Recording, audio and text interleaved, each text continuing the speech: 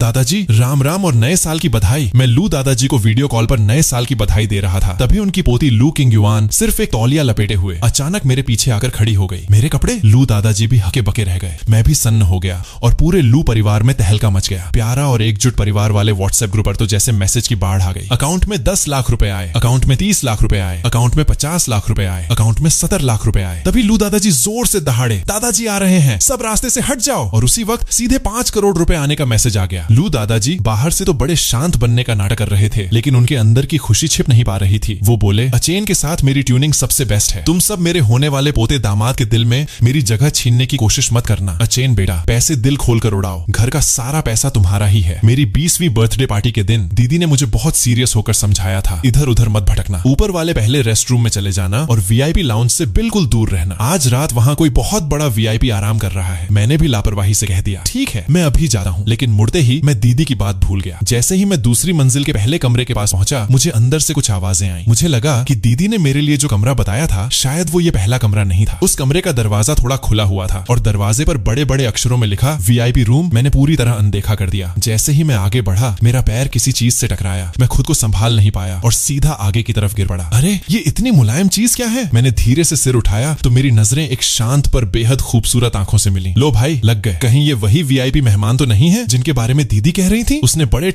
ठंडे लहजे में कहा, पहले तुम ऊपर उठो। मैं हड़बड़ाकर होश में आया और तुरंत खड़ा हो गया। तभी गैलरी से तेज कदमों की आवाज आई। दीदी शेन नियंसी हांफते हुए दौड़कर आई और कमरे के अंदर का नजारा देखकर उसके हाथ पांव फूल गए। वो तेजी से आगे बढ़ी। मैडम, अचेन अभी बचा है, नासमझ है, उसने आपकी तौहीन की है। मैं उसकी तरफ से आपसे हाथ जोड़कर माफी मांगती हूँ। उसने बस इतना कहा। कोई बात नहीं। ये हल्की सी बात सुनते ही दीदी की जान में जान आई। दीदी बोली, तो फिर आप आराम कीजिए, हम आपको डिस्टर्ब नहीं करेंगे। इतना कहकर वो मुझे जल्दी से खींचकर बाहर ले गई। लिफ्ट में घुसते ही उसने मुझे दबे स्वर में डांटा, तुम्हें मना किया था ना कि वीआईपी रूम की तरफ मत जाना। अगर लू किंग युआन सच में नाराज हो जाती तो हमारा परिवार बर्बादी के कगार पर आ जाता। मैं लिफ्ट की दीवार से सटकर खड़ा हो गया। मेरी हथेलियों में अब भी उस लड़की की उंगलियों की गर्माहट महसूस हो रही थी और नाक में उसकी खुशबू बसी हुई थी। तो भाई, पूरे जिंगशी शहर में मशहूर पत्थर दिल लू किंग युआन के हाथ भी गर्म है। उधर कमरे में लू किंग युआन ने अपने हाथों को देखा, फिर खिड़की के बाहर देखकर उसके होठों पर एक हल्की सी मुस्कान आ गई। ऐशो आराम में पला ये शे परिवार का छोटा बेटा जिंगशी के उन अमीर और बिगड़े हुए नवाबजादों से कहीं ज्यादा अलग और दिलचस्प है। जैसे ही दीदी और मैं पार्टी हॉल में पहुंचे, कई लोगों की नजरें तुरंत हमारी तरफ मुड़ गईं। क्या वो शे परिवार का छोटा बेटा नहीं है? उस खास मेहमान के कमरे में जाने की हिम्मत की? लड़के का जिगर तो देखो। शूश,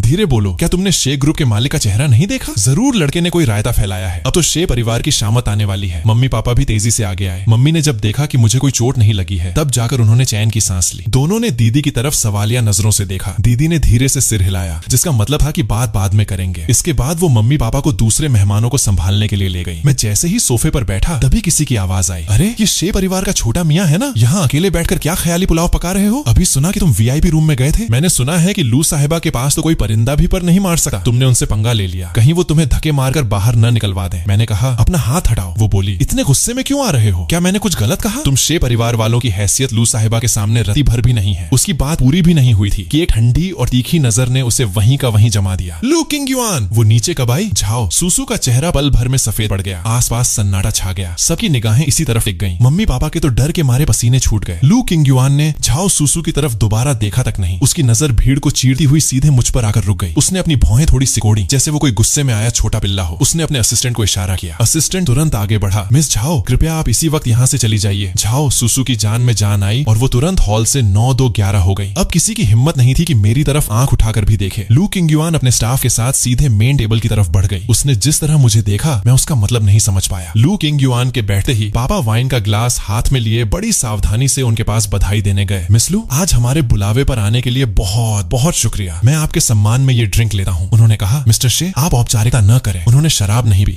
लेकिन शे परिवार की पूरी इज्जत रखी। पापा बहुत खुश हुए। उन्होंने तुरंत अपना ग्लास खाली किया और अपनी सीट पर लौट आए। पार्टी खत्म होने के बाद मैं हॉल की बड़ी खिड़की के पास खड़ा होकर लू किंग युआन की गाड़ियों के काफिले को जाते हुए देख रहा था। दीदी बोली, अब मत देखो, वो जा चुकी हैं, थोड़ा पानी पी लो। गुनगुने पानी का घूंट गले से नीचे उतरा, लेकिन मेरे दिल की घबराहट कम नहीं हुई। मैंने पूछा, दीदी आपको क्या लगता है कि लू साहिबा ने अभी मेरी मदद क्यों की? दीदी बोली, चाहे लू किंग युआन ने जिस भी वजह से तुम्हारी मदद की हो, तुम्हें आगे से उनसे कोसों दूर रहना चाहिए। हमारा परिवार और लू परिवार एक लेवल के नहीं है। ऐसे बड़े लोगों के ज्यादा करीब जाने में कोई भलाई नहीं होती। मैं थकर चूर होकर अपने बेडरूम में गया। आज न सिर्फ मेरा शरीर टूट रहा था, बल्कि मेरा दिमाग भी बहुत ज्यादा तनाव में था। मैं बाथरूम में नहाकर बिस्तर पर लेटा, पर करवटें बदलता रहा। नींद कोसों दूर थी। मैंने अपने फोन पर पर लू किंग युआन का नाम सर्च किया, लेकिन कंपनी की कुछ ऑफिशियल खबरों के अलावा उनकी कोई भी पर्सनल जानकारी नहीं मिली। वो खुद की तरह ही रहस्यमयी और दुनिया से कटी हुई थी। इसी बीच लू मैंशन में लू किंग युआन अभी अभी घर लौटी थी। नौकर ने उन्हें गुनगुना पानी दिया। मैडम आप आ गई। दादाजी ने मुझसे पूछा है कि आज शे परिवार की पार्टी कैसी रही। उन्होंने कहा ठीक थी। नौकर बोला मैंने सुना है कि आज झाओ सुसु ने पार्टी में शे चेन से बदतमीजी की थी और आपने बीच बचाव किया। उन्होंने कहा तुम्हारी खबरें काफी तेज हैं। वो बोला मेरी इतनी हिम्मत कहाँ, बस ऐसे ही पता चल गया। लू दादाजी ने यह भी पूछा है कि शे चेन नाम का वो लड़का आपको कैसा लगा। दादाजी पिछले कई सालों से अपनी पोती के लिए दूल्हा ढूंढ रहे हैं। आज जब उन्होंने सुना कि आपने शे परिवार के लड़के का पक्ष लिया तो उनका दिल बाग बाग हो गया। उन्होंने कहा किचन में कहो कि कुछ मीठा मेरे स्टडी रूम में भिजवा दे। नौकर ने कहा जी मैडम। वो सोचने लगा कि बड़ी मैडम तो कभी मीठा नहीं खाती थी, आज अचानक मीठा क्यों मांग रही हैं। लू किंग युआन स्टडी टेबल पर बैठी थी। उन्होंने सामने रखी कंपनी की फाइलों को छोड़कर अपना फोन उठाया और सेक्रेटरी का भेजा हुआ मैसेज खोला, जिसमें लिखा था बहुत यंग है और बैकग्राउंड भी सीधा साधा है। आज जो देखा उससे ये प्रोफाइल पूरी तरह मैच करती है। ये फोटो भी काफी हैंडसम और अट्रैक्टिव है। इसी समय शे परिवार के बंगले का माहौल थोड़ा भारी था। दीदी अपनी प्लेट से थोड़े थोड़े चावल खा रही थी। उसकी भौहें आपस में तनी हुई थी। मैंने दीदी का ये बदला हुआ रूप भांप लिया और रहा नहीं गया। दीदी क्या बात है, क्या कंपनी में कोई परेशानी है। दीदी ने अपनी चॉपस्टिक्स रखी और एक ठंडी सांस ली। शहर के दक्षिणी हिस्से वाली जमीन का प्रोजेक्ट सरकारी मंजूरी के चक्कर में अटक गया है। जो डायरेक्टर इसे संभाल रहे हैं वो लू साहिबा के खास आदमी है। लू साहिबा का नाम आते ही डाइनिंग रूम की हवा जैसे जम सी गई। पापा बोले मैंने तुमसे पहले ही कहा था कि उस जमीन का मामला पेचीदा है, हाथ मत डालो, पर तुमने मेरी एक न सुनी। अब जब फाइल डायरेक्टर ली के पास अटकी है तो हम क्या कर सकते हैं। दीदी बोली लेकिन अगर ये प्रोजेक्ट पास हो गया तो हमारी कंपनी एक नए मुकाम पर पहुंच जाएगी। मैंने कहा मैंने पता लगाया है, प्रोजेक्ट में कोई कमी नहीं है, बस डायरेक्टर ली ही उसे आगे नहीं बढ़ा रहे हैं। पापा ने गंभीर चेहरे के साथ कहा इस मामले में हमें थोड़ा और इंतजार करना होगा या फिर किसी सही जगह से जुगाड़ लगाना होगा। रात के खाने के बाद मैं अपने कमरे में गया और कंप्यूटर पर दक्षिणी जमीन के प्रोजेक्ट के बारे में सर्च किया। वहां बहुत ही कम जानकारियां थी, बस इतना पता चला कि ये प्रोजेक्ट काफी चर्चा में है और कंपटीशन बहुत कड़ा है। मैंने फिर से डायरेक्टर ली और लू किंग युआन सर्च किया। ये डायरेक्टर ली लू किंग युआन के कंपनी में आने के बाद से उनके द्वारा तैयार किए गए सबसे भरोसेमंद राइट हैंड थे। यानी मेरी दीदी जिस मेन बंदे की बात कर रही थी वो लू किंग युआन का ही आदमी था। मैंने कंप्यूटर बंद किया और कुर्सी पर पीछे टिक गया। मेरा मन कई तरह के विचारों से घिर गया। मुझे पहली बार लू किंग युआन के रसूख और ताकत का एहसास हुआ, जिसके सामने हमारा शे परिवार बहुत ही छोटा और मामूली नजर आ रहा था। अगली सुबह दीदी जैसे ही ऑफिस पहुंची उसके पास डायरेक्टर ली के ऑफिस से फोन आया। मिस शे, तकलीफ के लिए माफी, कृपया आज सुबह एक बार लू ग्रुप के ऑफिस आ जाइए। दीदी दंग रह गई। उसे लगा शायद उसने गलत सुन लिया है। बार बार कंफर्म करने के बाद उसने बेहद खुशी में फोन रखा और तुरंत घर पर फोन किया। पापा, डायरेक्टर ली ने मुझे लू ग्रुप के ऑफिस बुलाया है। आपको क्या लगता है, क्या मंजूरी मिल गई? मम्मी पापा भी बहुत हैरान थे कि डायरेक्टर ली अचानक कैसे मान गए। सितंबर के महीने में जिंगशी शहर में हल्की ठंड की शुरुआत हो चुकी थी। मैं और लिन सॉन्ग जैसे ही एक ज्वेलरी शॉप में घुसे, काउंटर में रखी एक ब्रेसलेट पर हमारी नजर टिक गई। मैंने कहा देखो ये कैसी है। उसने कहा अगले महीने मम्मी का बर्थडे है, उन्हें गिफ्ट करने के लिए ये काफी सही रहेगी। मैंने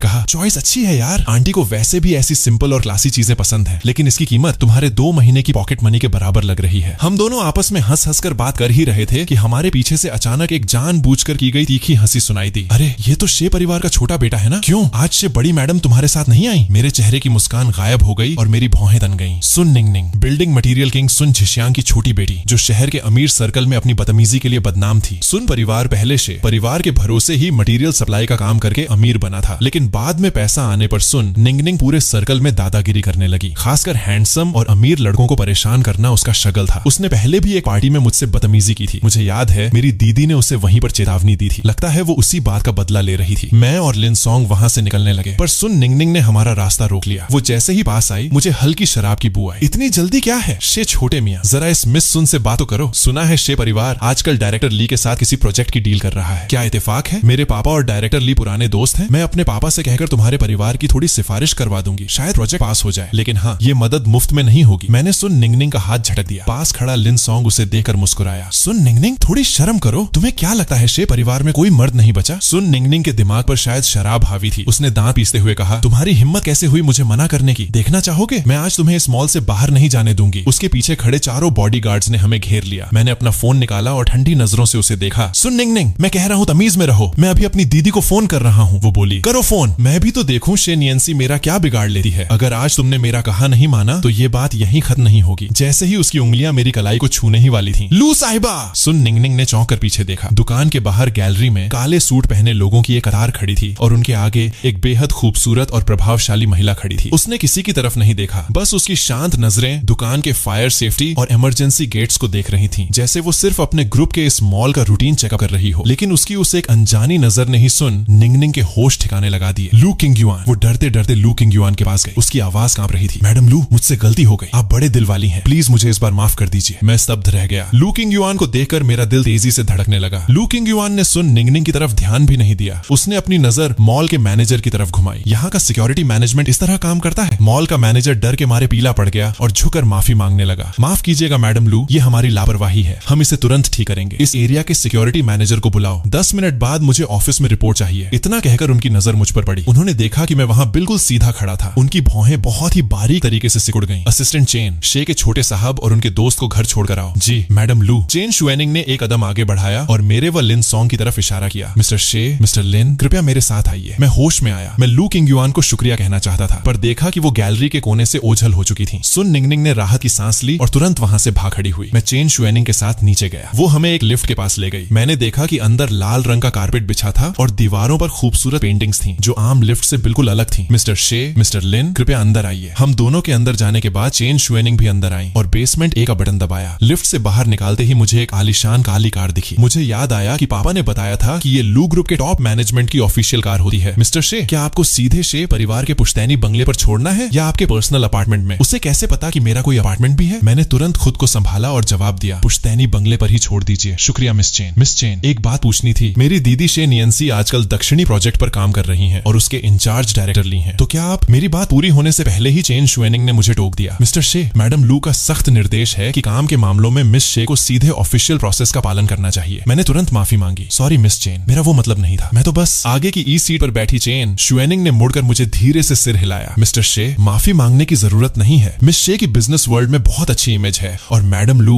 उनके काम की काबिलियत की कद्र करती हैं। जब तक प्रोजेक्ट नियमों के मुताबिक सही होगा, मंजूरी का प्रोसेस अपने आप बिना किसी रुकावट के पूरा हो जाएगा। Thank you miss chain. मैं समझ गया, मुझे अच्छी तरह समझ आ गया। लू किंगयुआन ने भले ही मेरी मदद की हो, पर वो काम के मामले में कोई तरफदारी या स्पेशल ट्रीटमेंट नहीं करेंगी। उनके इस प्रोफेशनल रवैये ने मेरे दिल में उनके लिए सम्मान और बढ़ा दिया। कार जल्दी ही शे परिवार के पुश्तैनी बंगले के सामने रुक गई। मिस्टर शे, मिस्टर लिन, हम पहुंच गए। थैंक यू मिस चेन, आपको तकलीफ हुई? चेन शुएनिंग ने धीरे से सिर हिलाया। मिस्टर शे, औपचारिकता की जरूरत नहीं है, ये मेरी ड्यूटी है। अगर आगे भी कोई बात हो तो आप मुझसे कभी भी कॉन्टैक्ट कर सकते हैं। उसने मुझे एक विजिटिंग कार्ड दिया जिस पर सिर्फ एक नाम और एक फोन नंबर लिखा था। मैंने कार्ड लिया, एक बार फिर शुक्रिया कहा और लिन सॉन्ग का हाथ पकड़कर घर के अंदर चला गया। जब कार दूर चली गई तब लिन सॉन्ग से रहा नहीं गया और वो चिल्ला उठा, अचेन! अभी जो थी वही लू किंगयुआन थी क्या? बाप रे, वो कितनी खूबसूरत हैं। बिल्कुल ऐसा लगा जैसे कोई कॉमिक्स की हीरोइन असल जिंदगी में सामने आ गई हो। धीरे बोलो यार, अगर पापा ने सुन लिया तो फिर से लेक्चर शुरू हो जाएगा। इसमें लेक्चर की क्या बात है? मैं सच कह रहा हूँ, मुझे लगता है लू साहिबा तुम में इंटरेस्टेड है। तुमने देखा उन्होंने तुम्हें किस तरह देखा? वो नजर दूसरों से बिल्कुल अलग थी। और तो और उन्होंने स्पेशल तौर पर अपनी असिस्टेंट को तुम्हें घर छोड़ने भेजा। ऐसा वीआईपी ट्रीटमेंट हर किसी को नहीं मिलता। कुछ भी मत बोलो, वो तो बस वहां से गुजर रही थी तो उन्होंने इंसानियत के नाते मदद कर दी। उनकी जैसी पोजीशन वाली महिला ने न जाने कितने बड़े बड़े मर्द देखे होंगे, वो मुझ में क्यों इंटरेस्ट लेंगी? कहने को तो मैंने कह दिया, पर मेरे दिल में भी एक हलचल सी मच गई थी। मुझे थोड़ा सा अट्रैक्शन क्यों फील हो रहा था। इसी समय मॉल के ऑफिस में लू किंगयुआन सोफे पर बैठी थी और उनके हाथ में गर्म चाय का कप था। सिक्योरिटी मैनेजर थर थर कांपते हुए सुधार के प्लान्स बता रहा था। लू किंगयुआन ने अचानक कहा, तुम्हारे इलाके में कोई हंगामा कर रहा था और तुम्हें खबर तक नहीं थी? सिक्योरिटी मैनेजर ने झुककर माफी मांगी। सॉरी मैडम लू, ये मेरी गलती है, मैं अभी इस पर एक्शन लेता हूँ। जरूरत नहीं है, लीगल और ऑडिट डिपार्टमेंट को इन्फॉर्म करो कि सुन परिवार के सभी कंस्ट्रक्शन प्रोजेक्ट्स की बारीकी से जांच की जाए, खासकर दक्षिणी प्रोजेक्ट के उनके टेंडर पेपर्स की। जी मैडम लू, ये आखिरी मौका है, अब जाओ। लू किंगयुआन खिड़की के पास गई। उन्हें मेरा चेहरा याद आया। मैं कभी दूसरों के फटे में टांग अड़ाने वाली इंसान नहीं हूँ, पर आज जब मैंने शे चेन को उस मुसीबत में देखा तो मुझे अचानक इतना गुस्सा क्यों आ गया? वैसे वो लड़का खुद भी उस स्थिति को संभाल सकता था, मेरी मदद के बिना भी। चेन शुएनिंग लू ग्रुप के दक्षिणी दक्षिणी प्रोजेक्ट की फाइलों को रीचेक करो जिसमें शे परिवार का भेजा गया प्रपोजल भी शामिल हो। जी मैडम, मैं अभी अरेंज करती हूँ। मैंने इतने सालों से मैडम लू के साथ काम किया है, पर पहली बार देखा है कि वो किसी परिवार के मामले में इतनी दिलचस्पी ले रही हैं, वो भी तब जब बात किसी ऑफिशियल प्रोजेक्ट की हो। असिस्टेंट के मन में उत्सुकता तो थी, पर वो जानती थी कि उसे अपनी हद में रहना है। वो तुरंत काम के लिए निकल गई। लू किंगयुआन की निगाहें थोड़ी गहरी हो गईं। मैं जानती हूँ कि मुझे शे परिवार के मामलों में ज्यादा ध्यान नहीं देना चाहिए, पर जब भी मुझे अचेन की वो साफ और मासूम आंखें याद आती हैं, तो मेरा मन और जानने को करता है। उधर शे परिवार के बंगले में मैं जैसे ही लिविंग रूम में घुसा, मैंने देखा कि पापा और दीदी गंभीर चेहरा लिए सोफे पर बैठे थे। मुझे देखकर पापा खड़े हो गए। अचेन, तुम ठीक तो हो? अभी असिस्टेंट चेन का फोन आया था कि तुम किसी मुसीबत में फंस गए थे। पापा, दीदी, मैं बिल्कुल ठीक हूँ। एन वक्त पर लू साहिबा ने आकर मामला संभाल लिया। मैं सोफे पर बैठ गया और जो कुछ भी हुआ था वो सब सच सच बता दिया। मेरी बात सुनकर पिता का चेहरा और गंभीर हो गया। लू साहिबा वाकई वैसी ही हैं जैसा उनके बारे में सुना जाता है, लेकिन इस बार तुमने उनका एक एहसान ले लिया है। आगे से उनके सामने अपनी बातचीत और व्यवहार का खास ख्याल रखना। पापा, मैं समझ गया। हाँ दीदी, असिस्टेंट चेन ने कहा कि अगर तुम्हारा प्रोजेक्ट नियमों के मुताबिक सही है तो मंजूरी का प्रोसेस बिना किसी दिक्कत के पूरा हो जाएगा। सच में? ये तो बहुत अच्छी बात है। मैं पहले सोच रही थी कि डायरेक्टर ली से बात करना मुश्किल होगा, पर अब लगता है कि लू साहिबा हमारे प्रोजेक्ट को सही मानती हैं। ज्यादा खुश होने की जरूरत नहीं है। लू साहिबा बहुत प्रोफेशनल हैं। वो किसी रिश्ते या इंसान के लिए नियमों से समझौता नहीं करेंगी। तुम्हें अपने प्रपोजल को और बेहतर बनाना होगा ताकि वो हर कसौटी पर खरा उतरे। मैं समझती हूँ पापा। मैंने टीम से कहकर प्रपोजल में बदलाव शुरू करवा दिए हैं। कल ही डायरेक्टर ली को भेज दूंगी। हमें सचमुच लू किंगयुआन का शुक्रिया अदा करना चाहिए। अगर आज वो अचेन से न मिलती तो पता नहीं लड़का कब तक वहां फंसा रहता। और इस हिसाब से देखें तो सुन परिवार का पता अब साफ होने वाला है। रात को खाना खाते समय मेरा ध्यान कहीं और था। दिन की वो तस्वीरें मेरे दिमाग से निकल नहीं रही थी। मैं और लू किंगयुआन दो अलग अलग दुनिया के लोग हैं। वो आसमान की ऊंचाइयों पर बैठी महिला है। हमारे परिवारों की हैसियत में जमीन आसमान का फर्क है। मुझे उनके बारे में ऐसी फालतू बातें नहीं सोचनी चाहिए। खाना खाने के बाद मैं कमरे में आया और चेन शुएनिंग का दिया हुआ वो कार्ड निकाला। बहुत देर सोचने के बाद मैंने उस कार्ड को स्टडी टेबल के ड्रायर में रख दिया। मुझे खुद से कभी उन्हें कांटेक्ट नहीं करना चाहिए, मिस चेन को भी नहीं, जब तक कि कोई बहुत बड़ी मुसीबत न आए। इसी समय लू किंगयुआन अपने स्टडी रूम में आई। चेन शुएनिंग पहले ही सारी फाइल्स टेबल पर रख चुकी थी। मैडम लू, शे परिवार की सारी डिटेल्स यहाँ हैं। शे शियांग एक बहुत ही दूरदर्शी बिजनेसमैन है। शुरुआत में उन्होंने रियल एस्टेट से पैसा कमाया, बाद में फाइनेंस और टेक सेक्टर में आ गए। उनकी साख बहुत अच्छी है। शे नियंसी उनकी बड़ी बेटी है। वो काफी काबिल है। इस बार के दक्षिणी स्मार्ट पार्क प्रोजेक्ट पर उनकी टीम ने 3 महीने तक लगातार काम किया है और प्रपोजल वाकई काफी इनोवेटिव है। शे चेन परिवार का छोटा बेटा है जो फिलहाल यूनिवर्सिटी में इंजीनियरिंग की पढ़ाई कर रहा है और उसका स्वभाव थोड़ा अंतर्मुखी है। लू किंगयुआन ने फाइल्स को पलटना शुरू किया और जैसे ही मेरी फोटो सामने आई उनकी नजरें वहीं टिक गईं। शे चेन ने कॉलेज के दौरान कई चैरिटी इवेंट्स में हिस्सा लिया है और गरीब बच्चों की मदद के लिए एक फाउंडेशन भी बनाया है। उसके एक डिजाइन को इंटरनेशनल इलेक्ट्रॉनिक डिजाइन कंपटीशन में ग्रैंड प्राइज भी मिल चुका है। मुझे नहीं पता था कि शे चेन न सिर्फ बाहर से इतना साफ सुथरा है बल्कि उसका दिल भी इतना आने का है और वो टैलेंटेड भी है। मुझे पहले लगता था कि इस रईस सर्कल के सारे लड़के सिर्फ चालबाजियां करना जानते हैं, पर अब मेरा नजरिया थोड़ा बदल रहा है।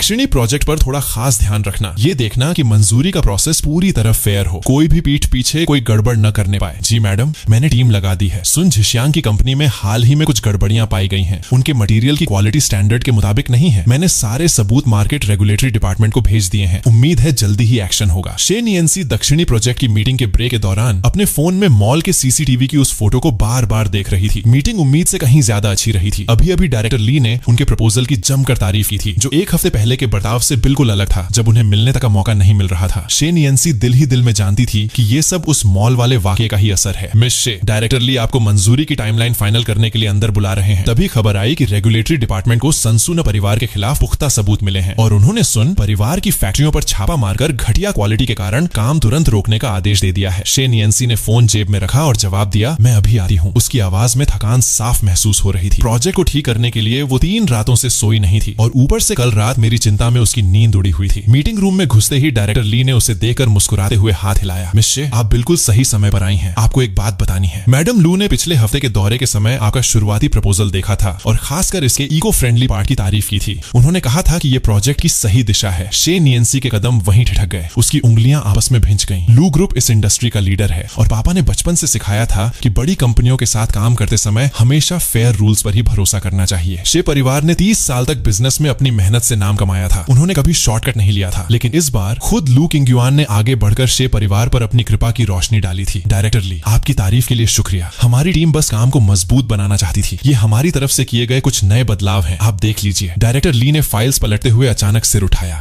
मिस शे, मैं सिर्फ तारीफ के लिए नहीं कह रहा। आपका ये प्रपोजल सिर्फ किस्मत के भरोसे पास नहीं हुआ है। मैडम लू की नजर कितनी पारखी है, ये हम दोनों जानते हैं। पिछले साल वेस्ट सिटी वाले प्रोजेक्ट में 3 बड़ी कंपनियों के प्रपोजल्स उन्होंने रिजेक्ट करके वापस भेज दिए थे। खैर जो भी हो, जब मैडम लू ने खुद आप पर ध्यान दिया है तो आपको अपनी 120% मेहनत लगानी होगी। वैसे कल मॉल में जो हुआ वो भी मैंने सुना। सुन निंगनिंग, उस बदतमीज लड़की का तो अब खेल खत्म समझो। तो लू किंग-युआन का अचेन की मदद करने का किस्सा अब कोई राज नहीं रह गया था। मेरा छोटा भाई ना समझ है, उसने मैडम लू को फालतू की परेशानी दी। लू ग्रुप के ऑफिस से बाहर निकलते ही ड्राइवर शाओ चेन ने कार साइड में लगाई। मिस शे, कंपनी चलना है या छोटे साहब के कॉलेज? पहले पुश्तैनी बंगले से कुछ सामान लेना है, फिर कंपनी चलेंगे। पापा, हमें मिस लू से मिलना है, पर हमारा कोई एडवांस अपॉइंटमेंट नहीं है। और वैसे भी सब जानते हैं कि लू किंग-युआन कभी किसी अनजान से आसानी से नहीं मिलती। शे नियंसी ने सीट बेल्ट बांधी और उसकी नजरें गंभीर हो गईं। अचेन के मामले में खुद जाकर शुक्रिया कहना जरूरी है। रही बात अपॉइंटमेंट की, तो पापा ने पुराने कॉन्टैक्ट से बात की थी। मैडम लू मिलने के लिए मान गई हैं। कार बंगले के सामने रुकी। पिता शे शियांग बाहर ही खड़े उनका इंतजार कर रहे थे। सामान तैयार है। तुम्हारे दादाजी के जमाने की एक पुरानी पेंटिंग है जिसके पूरे सर्टिफिकेट साथ में है। ये बस एक साधारण सा तोहफा है जो हमारे शे परिवार की तरफ से एक सम्मान का प्रतीक है। पापा, आप मेरे साथ क्यों नहीं चल रहे? मैं इस बूढ़ी हड्डियों के साथ वहां जाकर क्या करूंगा? मैडम लू तुमसे अकेले मिलेंगी तो उन पर कोई प्रेशर नहीं होगा। याद रखना, कम बोलना, ज्यादा सुनना, शुक्रिया कहकर तुरंत निकल आना। प्रोजेक्ट की बात बिल्कुल मत छेड़ना। रही बात अचेन की, तो मैंने अंकल चांग से कहकर उसे कॉलेज भिजवा दिया है। तुम चिंता मत करो। दोपहर 2:15 पर शे नियंसी लू ग्रुप की बिल्डिंग के सामने खड़ी थी। उसने कई बार अपने कपड़े ठीक किए। हथेलियों का पसीना उसकी घबराहट साफ बयां कर रहा था। ड्राइवर शाओ चेन साथ अंदर जाना चाहता था, पर उसने मना कर दिया। तुम कार में ही मेरा इंतजार करो। लॉबी में घुसते ही इंफॉर्मेशन मिलने पर असिस्टेंट उसे लिफ्ट की तरफ ले गया। मैडम लू 16वीं मंजिल पर बैठती हैं। दोपहर 3 बजे उनकी एक मीटिंग है। आपके पास सिर्फ 15 मिनट का समय है। शे नियंसी ने सिर हिलाया। असिस्टेंट ने उसे सीईओ ऑफिस के दरवाजे पर ले जाकर रोका। मैडम लू, शे परिवार से मिस शे नियंसी आई हैं। अंदर से एक ठंडी आवाज आई, आने दो। शे नियंसी ने एक गहरी सांस ली और दरवाजा खोलकर अंदर चली गई। लू किंग-युआन सिर झुकाकर कुछ फाइल्स देख रही थी। मैडम लू, आपके काम में खलल डालने के लिए माफी। मैं शे नियंसी हूँ। कल मेरे भाई को मॉल में जो परेशानी हुई थी उसमें आपने जो मदद की उसके लिए मैं खास तौर पर शुक्रिया अदा करने आई हूँ। लू किंग-युआन ने तुरंत सिर नहीं उठाया। करीब 3 सेकंड बाद उन्होंने धीरे से नजरें उठाई। बैठो। शे नियंसी टेबल के सामने रखी कुर्सी पर बैठ गई। चेन शुएनिंग ने अंदर आकर उसके सामने गर्म चाय रखी। ये सामान वापस ले जाओ। मैं कभी गिफ्ट्स नहीं लेती। मैडम लू, ये कोई कीमती तोहफा नहीं है, बस हमारी तरफ से एक छोटा सा आदर है। मैंने सुना है कि आपको आर्ट और कैलीग्राफी पसंद है। ये हमारे परिवार की पुरानी धरोहर है। इसकी कोई कमर्शियल वैल्यू नहीं है। मिस शे, कल जो हुआ वो बस एक इत्तेफाक था। मैं मॉल के दौरे पर थी और जब मैंने सुन निंगनिंग को तमाशा करते देखा तो उसे रोकना मेरी जिम्मेदारी थी। इसका तुम्हारे भाई से कोई लेना देना नहीं है। अगर तुम्हें लगता है कि इस बात का फायदा उठाकर तुम मुझसे कोई डील कर सकती हो या अपने प्रोजेक्ट के लिए कोई रियायत पा सकती हो तो तुम गलत सोच रही हो। मैडम लू, मेरा ऐसा कोई इरादा नहीं है। हमारा प्रपोजल हमारी टीम की 3 महीने की कड़ी मेहनत का नतीजा है। हम किसी भी जांच के लिए तैयार हैं। मैं आज सिर्फ और सिर्फ अपने भाई की तरफ से शुक्रिया कहने आई हूँ। इसके अलावा कोई और बात नहीं है। लू किंग-युआन ने उसे कुछ सेकंड शांत होकर देखा, फिर अचानक बात का रुख बदलते हुए कहा, मैंने तुम्हारा दक्षिणी प्रोजेक्ट का प्रपोजल देखा है। डिजाइन काफी अच्छा है। मौसम के हिसाब से जो बदलाव किए गए हैं और स्मार्ट मैनेजमेंट सिस्टम का जो मॉड्यूल बनाया है वो सही है। उसमें फालतू की टेक्नोलॉजी का दिखावा नहीं है। आपकी इस तारीफ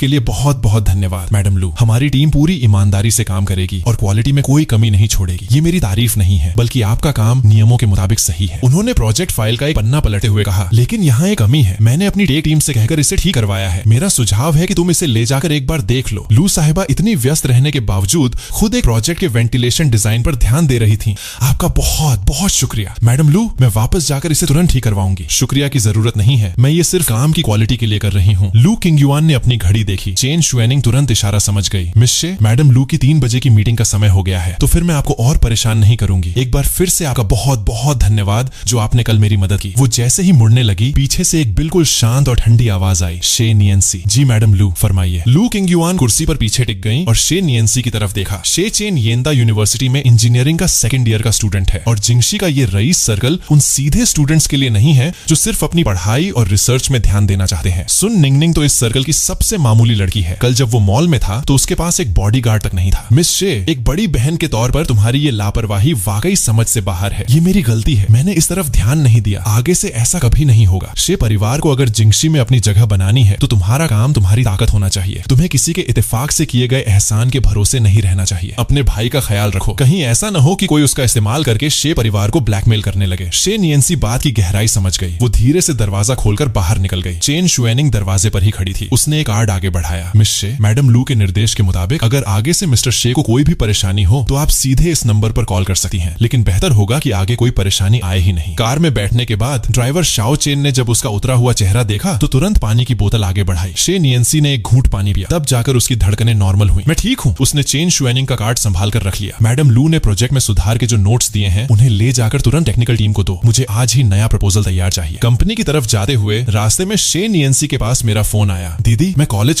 पहुंच गया हूँ। कल जो हुआ उसके लिए सॉरी। मैंने आपको फालतू की टेंशन दी। तुम ठीक हो तो सब ठीक है। आगे से कोई भी बात हो तो दीदी को बताना, मैं संभाल लूंगी। और हाँ, बाहर निकलते समय बॉडीगार्ड्स को साथ रखना मत भूलना। ऑफिस पहुंचकर शे नियंसी ने तुरंत एक इमरजेंसी मीटिंग बुलाई। टेक्निकल टीम आज रात यहीं रुकेगी और कल सुबह मुझे नया प्रपोजल चाहिए। मैडम लू ने खुद इस पर अपने नोट्स दिए हैं। हमें इसका पूरी तरह पालन करना होगा। मुझे सिर्फ काम पास नहीं करवाना, मुझे ये बिल्कुल परफेक्ट चाहिए। मीटिंग खत्म होने के बाद ऑफिस में सिर्फ शे नियंसी अकेली बची थी। वो कुर्सी पर पीछे टिकी और लू किंगयुआन की आखिरी बात याद करने लगी। अपने भाई का ख्याल रखो। वो बात सिर्फ एक सलाह नहीं थी बल्कि एक चेतावनी थी। अगर आगे चलकर अचेन को कुछ भी हुआ तो शे परिवार बहुत बड़ी मुसीबत में पड़ सकता था। चेन शुएनिंग ने उस काली कार को लू मैंशन के सामने लाकर रोका। मैडम लू, आपके दादाजी लिविंग रूम में आपका इंतजार कर रहे हैं। किंगयुआन, आओ बैठो। तुम्हारे आने से पहले मैंने किचन से कहकर ये सूप तैयार करवाया है, गरम गरम पी लो। लू किंगयुआन पास में बैठ गई। लू झेंगुओ ने चाय की एक घूंट ली और अचानक बात को काम की तरफ मोड़ दिया। वेस्ट सिटी के पुनर्वास का जो काम तुमने संभाला है वो अच्छा है, लेकिन आखिरी काम में कोई ढिलाई नहीं होनी चाहिए। जी दादाजी, मैं ध्यान रखूंगी। खाना अभी आधा ही हुआ था कि लू झेंगुओ आराम करने चले गए। तभी लू की दादी शेन लानशिन और माँ सुशियू वहां आई। मेरी प्यारी पोती आखिरकार घर लौट आई। जरा दादी को देखने दो। इन दिनों तुम कितनी कमजोर हो गई हो। दादी, मैं बिल्कुल ठीक हूँ, आप चिंता मत कीजिए। तुम्हारी दादी सुबह से ही किचन में खड़ी होकर खुद सब देख रही थी। उन्होंने तुम्हारे पसंदीदा डिमसम बनवाए हैं। शेन लानशिन ने लू किंगयुआन का हाथ पकड़कर उसे बिठाया और उसके चेहरे को गौर से देखने लगी। अचानक उन्होंने अंदर के कमरे की तरफ आवाज लगाई। सुनो जी, जरा बाहर आओ। हमारी प्यारी पोती तो बिल्कुल काम में ही डूब गई है। उसे अपनी शादी ब्याह की कोई फिक्र ही नहीं है। लू झेंगुओं का चाय का कप पकड़ते हुए हाथ थोड़ा डगमगाया और चाय की कुछ बूंदें टेबल पर गिर गईं। वो कप रखकर बाहर आए और गंभीर चेहरा बनाकर बोले, खाना खाते समय सिर्फ खाने की बात करो। ये फालतू की बातें क्यों छेड़ रही हो? अगर मैं नहीं बोलूंगी तो कौन बोलेगा? पड़ोस के शर्मा जी का पोता तो अब स्कूल जाने लगा है। लू झेंगुओं ने थोड़ा अजीब सा मुंह बनाया पर कुछ बोले नहीं। मम्मी, किंगयुआन खुद समझदार है, हम धीरे आराम से बात करेंगे। उन्होंने लू किंगयुआन की प्लेट में एक डिमसम रखा। जल्दी खा लो, ठंडा हो जाएगा तो अच्छा नहीं लगेगा। लू झेंगुओं ने गंभीरता से कहा, किंगयुआन, मैं जानता हूँ कि तुम काम में बिजी रहती हो, लेकिन तुम्हें अपनी पर्सनल लाइफ के बारे में भी सोचना चाहिए। तुम हमेशा अकेले नहीं रह सकती। लू किंगयुआन ने नजरें झुका ली और कटोरी में सूप को चम्मच से हिलाने लगी। इन सालों में उन्होंने सिर्फ बिजनेस के फायदों के लिए होने वाली शादियां ही देखी थीं और वो कभी भी उन लड़कों की तरफ आकर्षित नहीं हुई थी। दादाजी, शादी कोई बिजनेस की डील नहीं है जिससे हम अपना रसूख बढ़ाएं। अगर मैं कभी शादी करूंगी तो सिर्फ उस इंसान से करूंगी जिसके सामने मुझे कोई दिखावा न करना पड़े, न कि सिर्फ लू परिवार के फायदों के लिए की गई कोई डील होगी। दिखावा न करना पड़े? तुम जिंगशी की सबसे यंग सीईओ हो। न जाने कितने लोगों का करियर तुम्हारे हाथों में है। तुम किसी के सामने इतनी आसानी से अपना सच कैसे रख सकती हो? किंगयुआन, देखो, ये तुम्हारे अंकल चांग का पोता है जो पेशे से एक डॉक्टर है। बहुत ही शरीफ लड़का है। मैंने तुम्हारे अंकल चांग से बात कर ली है। इस वीकेंड तुम दोनों एक बार मिल लो। लू किंगयुआन अभी मना करने ही वाली थी। मैं इस बूढ़ी हड्डियों के साथ पता नहीं कितने दिन और जीऊंगी। बस मरती आंखों से तुम्हारी शादी देखना चाहती हूँ। क्या तुम मेरी ये छोटी सी इच्छा भी पूरी नहीं करोगी? दादी, मम्मी भी तो आपके भले के लिए कह रही हैं। तुम्हें बीच में बोलने की जरूरत नहीं है। उस समय अगर तुमने मुझे किंगयुआन के लिए लड़के ढूंढने से न रोका होता तो क्या बात आज तक लटकी रहती? लू झेंगुओं ने तुरंत अपना मुंह बंद किया और चाय पीने का नाटक करने लगे। सुवान ने धीरे से लू किंगयुआन का हाथ थपथपाया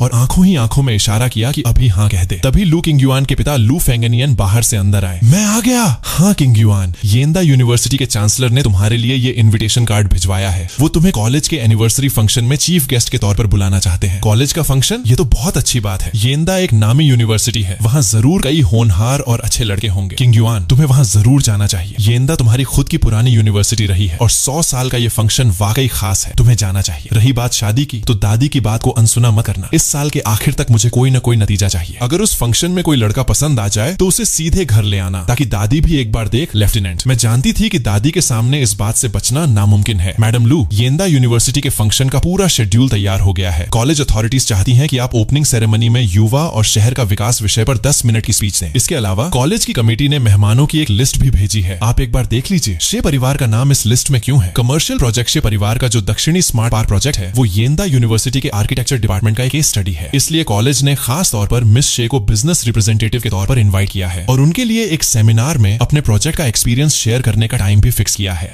मैं वीडियो कॉल पे एल्डर लू को नए साल की बधाई दे रहा था ना, तभी उनकी पोती लू किंगवान अचानक सिर्फ एक बाथ टॉवल लपेटे हुए मेरे पीछे से सामने आ गई और आकर क्या बोलती है, मेरे कपड़े कहाँ हैं? अब भाई ये देखकर एल्डर लू तो शॉक होकर बिल्कुल फ्रीज हो गए और मेरी तो सिटी पिटी ही गुल हो गई। मैं भी वहां बिल्कुल पत्थर बन गया। उधर शिए फैमिली के स्टडी रूम में शिए नियंसी थोड़ा आईब्रो सिकोड़ते हुए येंजिंग यूनिवर्सिटी के सेंटेनरी सेलिब्रेशन के इन्विटेशन कार्ड को देख रही हैं। तभी श्याओ चेन एक तरफ खड़ा होकर बड़े एक्साइटमेंट के साथ बोलता है कि शिए बॉस, येंजिंग यूनिवर्सिटी का ये 100 साल का सेलिब्रेशन ना अपने कैपिटल का बहुत ही बड़ा इवेंट है। जितने भी लोगों को इनवाइट किया गया है वो सब बड़े बड़े और रसूखदार लोग हैं। हमारे नए प्रोजेक्ट के प्रमोशन के लिए ये सच में एक नंबर का मौका है बॉस। इसके बाद क्या था भाई, अगले आधे महीने तक बहुत सारे बड़े बड़े खानदान अंदर ही अंदर हाथ पैर मार रहे थे ताकि सेलिब्रेशन में उनके बेटों को लू किंगवान से मिलने और बात करने का कोई चांस मिल सके। उधर शेन लानहिन तो इस मामले में और भी ज्यादा सीरियस थी। वो रोज सू शियू को फोन घुमा देती थी कि बहू, मेरी पोती के लिए कुछ और बढ़िया बढ़िया ड्रेसेस रेडी करवा लेना और उसे बोलना कि सब अच्छे से पहनकर ट्राई कर ले। मैंने तो भाई पता भी लगवा लिया है कि सेलिब्रेशन वाले दिन कौन कौन से यौन जवान लड़के आने वाले हैं। मैंने बिल्कुल एक एक डिटेल के साथ मस्त लिस्ट तैयार कर ली है। तुम जल्दी से ये लिस्ट अपनी लू किंगवान तक पहुंचा दो। अब सू शियू अपनी बेटी का नेचर अच्छे से जानती थी कि उसे ये सब तमाशा पसंद नहीं है, इसलिए उन्होंने चुपचाप वो लिस्ट उसकी ऑफिस टेबल पर रखी और प्यार से बोली, मुझे पता है बेटा तुम्हें ये सब ड्रामे पसंद नहीं है, पर ये तुम्हारी दादी का प्यार है। अगर तुम्हारा मन सच में इसे देखने का ना हो तो बस मेरा मान रखने के लिए इसे रख लो। दादी का दिल मत दुखाना। लू किंगवान ने अपनी माँ की आंखों में वो प्यार देखा तो मना नहीं कर पाई और उस लिस्ट को उठाकर सीधे ड्रॉर में डाल दिया। पर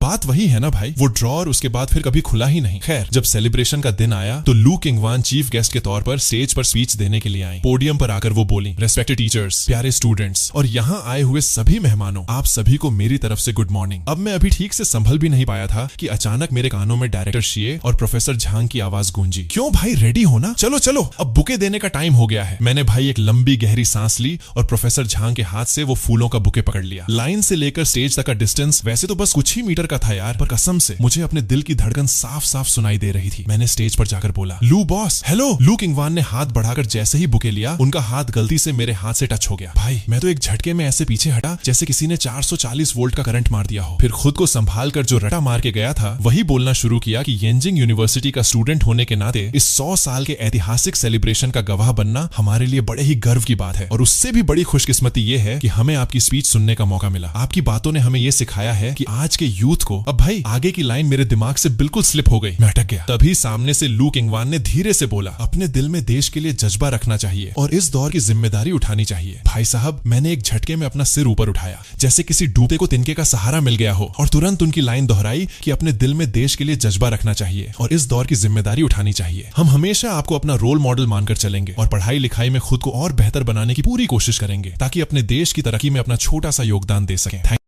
थैंक यू सो मच। लू बॉस ने थोड़ा सा सिर हिलाया। उधर मेरे चेहरे पर 12 बज रहे थे। मैंने थोड़ा शर्मिंदा होकर कहा, आई एम रियली सॉरी लू बॉस। अभी मैं थोड़ा ब्लैंक हो गया था, ये बहुत ही रूड था मेरी तरफ से। तो सामने से लू बॉस बड़े शांत अंदाज में रुमाल बढ़ाते हुए बोली, कोई बात नहीं, पहले अपना पसीना पोंछ लो। मैं तो एक सेकंड के लिए बिल्कुल सन्न रह गया। फिर बड़े नेचुरल तरीके से उनके हाथ से वो हैंकरचीफ ले लिया। माथे का पसीना अच्छे से साफ करने के बाद मैंने उसे सलीके से फोल्ड किया और उन्हें वापस कर दिया। थैंक यू लू बॉस। तभी वहां खड़े लोग आपस में कानाफूसी करने लगे कि भाई स्टूडेंट शिए चेन की स्पीच सच में कितनी रियल थी ना, सिर्फ कागज से रटी रटाई स्क्रिप्ट पढ़ने से तो कहीं ज्यादा दिल को छू गई। अब हॉल में जो फुसफुसाहट चल रही थी वो धीरे धीरे शांत हो गई और मैं चैन की सांस लेकर आराम से स्टेज से नीचे उतर आया। नीचे आते ही डायरेक्टर शिए बोले, अरे वाह चैन, तुमने तो मौके पर चौका मार दिया, सिचुएशन बहुत सही हैंडल की और देखो लू बॉस ने भी हमारे परिवार को कितनी इज्जत दी। मैंने कहा, अरे वो तो शुक्र है लू बॉस ने टाइम पर याद दिला दिया, वरना मैं तो सब भूल भाल गया था। अच्छा हुआ एन मौके पर पैनिक नहीं हुआ, नहीं तो आज शिए फैमिली की नाक कट जाती। मैंने थोड़ा मुंह बनाते हुए वहां जो कुछ भी तमाशा हुआ था वो सब एक सांस में बता दिया और फिर बोला, वैसे लू किंगवान इतनी भी खड़ूस और बेरहम नहीं है जितना लोग उनके बारे में अफवाहें उड़ाते रहते हैं। शिएन यानसी ने हाँ में सिर हिलाते हुए कहा कि लू बॉस बहुत ऊंचे लेवल की खिलाड़ी हैं। वो इन छोटी मोटी गलतियों पर ध्यान नहीं देती, पर हाँ तुम ज्यादा हवा में मत उड़ना, उनके सामने हमेशा कायदे से और तमीज से ही पेश आना। मैंने भी हाँ में सिर हिला दिया, जी बिल्कुल। फिर उसी शाम को मैं अपने गोल्ड मेडल डिजाइन विनर वाले इन्विटेशन कार्ड को स्वैग से हाथ में लेकर स्कूल के सेलिब्रेशन डिनर पार्टी के ग्रैंड हॉल में पहुंच गया। वहां घुसते ही कुछ लोग बोले, अरे भाई चेन आ गया, बड़े दिनों बाद दिखे यार, तुम तो दिन ब दिन और हैंडसम होते जा रहे हो। काफी लोगों ने स्माइल देकर हेलो हाय किया। मैंने भी बड़े सलीके से सबको रिप्लाई दिया और फिर खिड़की के पास एक खाली कोना देकर आराम से बैठ गया। मैंने जैसे ही टेबल से शैंपेन का ग्लास उठाया और एक चुस्की लेने ही वाला था कि तभी कान के पास एक बड़ी ही बदतमीज और चुभने वाली आवाज आई, अरे भाई ये तो हमारे शिए फैमिली के लाडले यंग मास्टर हैं। क्यों भाई यहाँ कोने में अकेले मुंह लटकाए क्यों बैठे हो? मैंने सिर उठाकर देखा तो लिन जिहाओ फॉरेन लैंग्वेजेस वाले अपने कुछ चेले चपाटों को लेकर मेरी तरफ आ रहा था और साला जानबूझकर अपने हाथ की महंगी घड़ी फ्लॉन्ट कर रहा था। अब सीन ये था भाई कि इस कैपिटल के अमीर सर्कल में लिन फैमिली बस एक आम चलाओ एवरेज फैमिली थी। ये लोग हमेशा शिए फैमिली के तलवे चाटने की कोशिश करते थे पर कभी दाल गली नहीं। इसीलिए लिन जिहाओ चिढ़ा हुआ रहता था और मुझे नीचा दिखाने का मौका ढूंढता था। अब सुबह जो मैं स्पीच भूल गया था उससे तो इस गधे को जैसे बहती गंगा में हाथ धोने का मौका मिल गया। वो आगे बोला, क्यों बोलती बंद हो गई क्या? तुम तो बस अपने खानदान के नाम पर यहाँ आ गए, वरना तुम्हारी खुद की क्या औकात थी जो इस पार्टी में पैर भी रख पाते? सही में यार बस बाप के पैसे पे ऐश करना आता है और खुद को 30 मार खा समझते हो। मैंने ग्लास टेबल पर रखा और कहा, मेरा बैकग्राउंड कैसा है ये बताने वाले तुम कोई नहीं होते। और सुनो, मुझे जो सुबह बुके देने का मौका मिला था ना वो इसलिए मिला था क्योंकि मेरे डिजाइन को गोल्ड मेडल मिला है और कॉलेज के सभी टीचर्स और स्टूडेंट्स ने मेरे लिए वोट किया था। हम तुम्हारी तरह नहीं हूँ जो अपने पापा की सिफारिश लगवाकर चोर दरवाजे से गेस्ट्स की लिस्ट में नाम लिखवाकर घुस आए हों। और एक बात, ये जो घड़ी तुमने हाथ में चमका रखी है ना, ये तुम्हारे हाथ में बिल्कुल चोर बाजार का माल लग रही है। महंगी चीज का कबाड़ा कर दिया तुमने। लिन जिहाओ गुस्से से तमतमा गया, तुम्हारी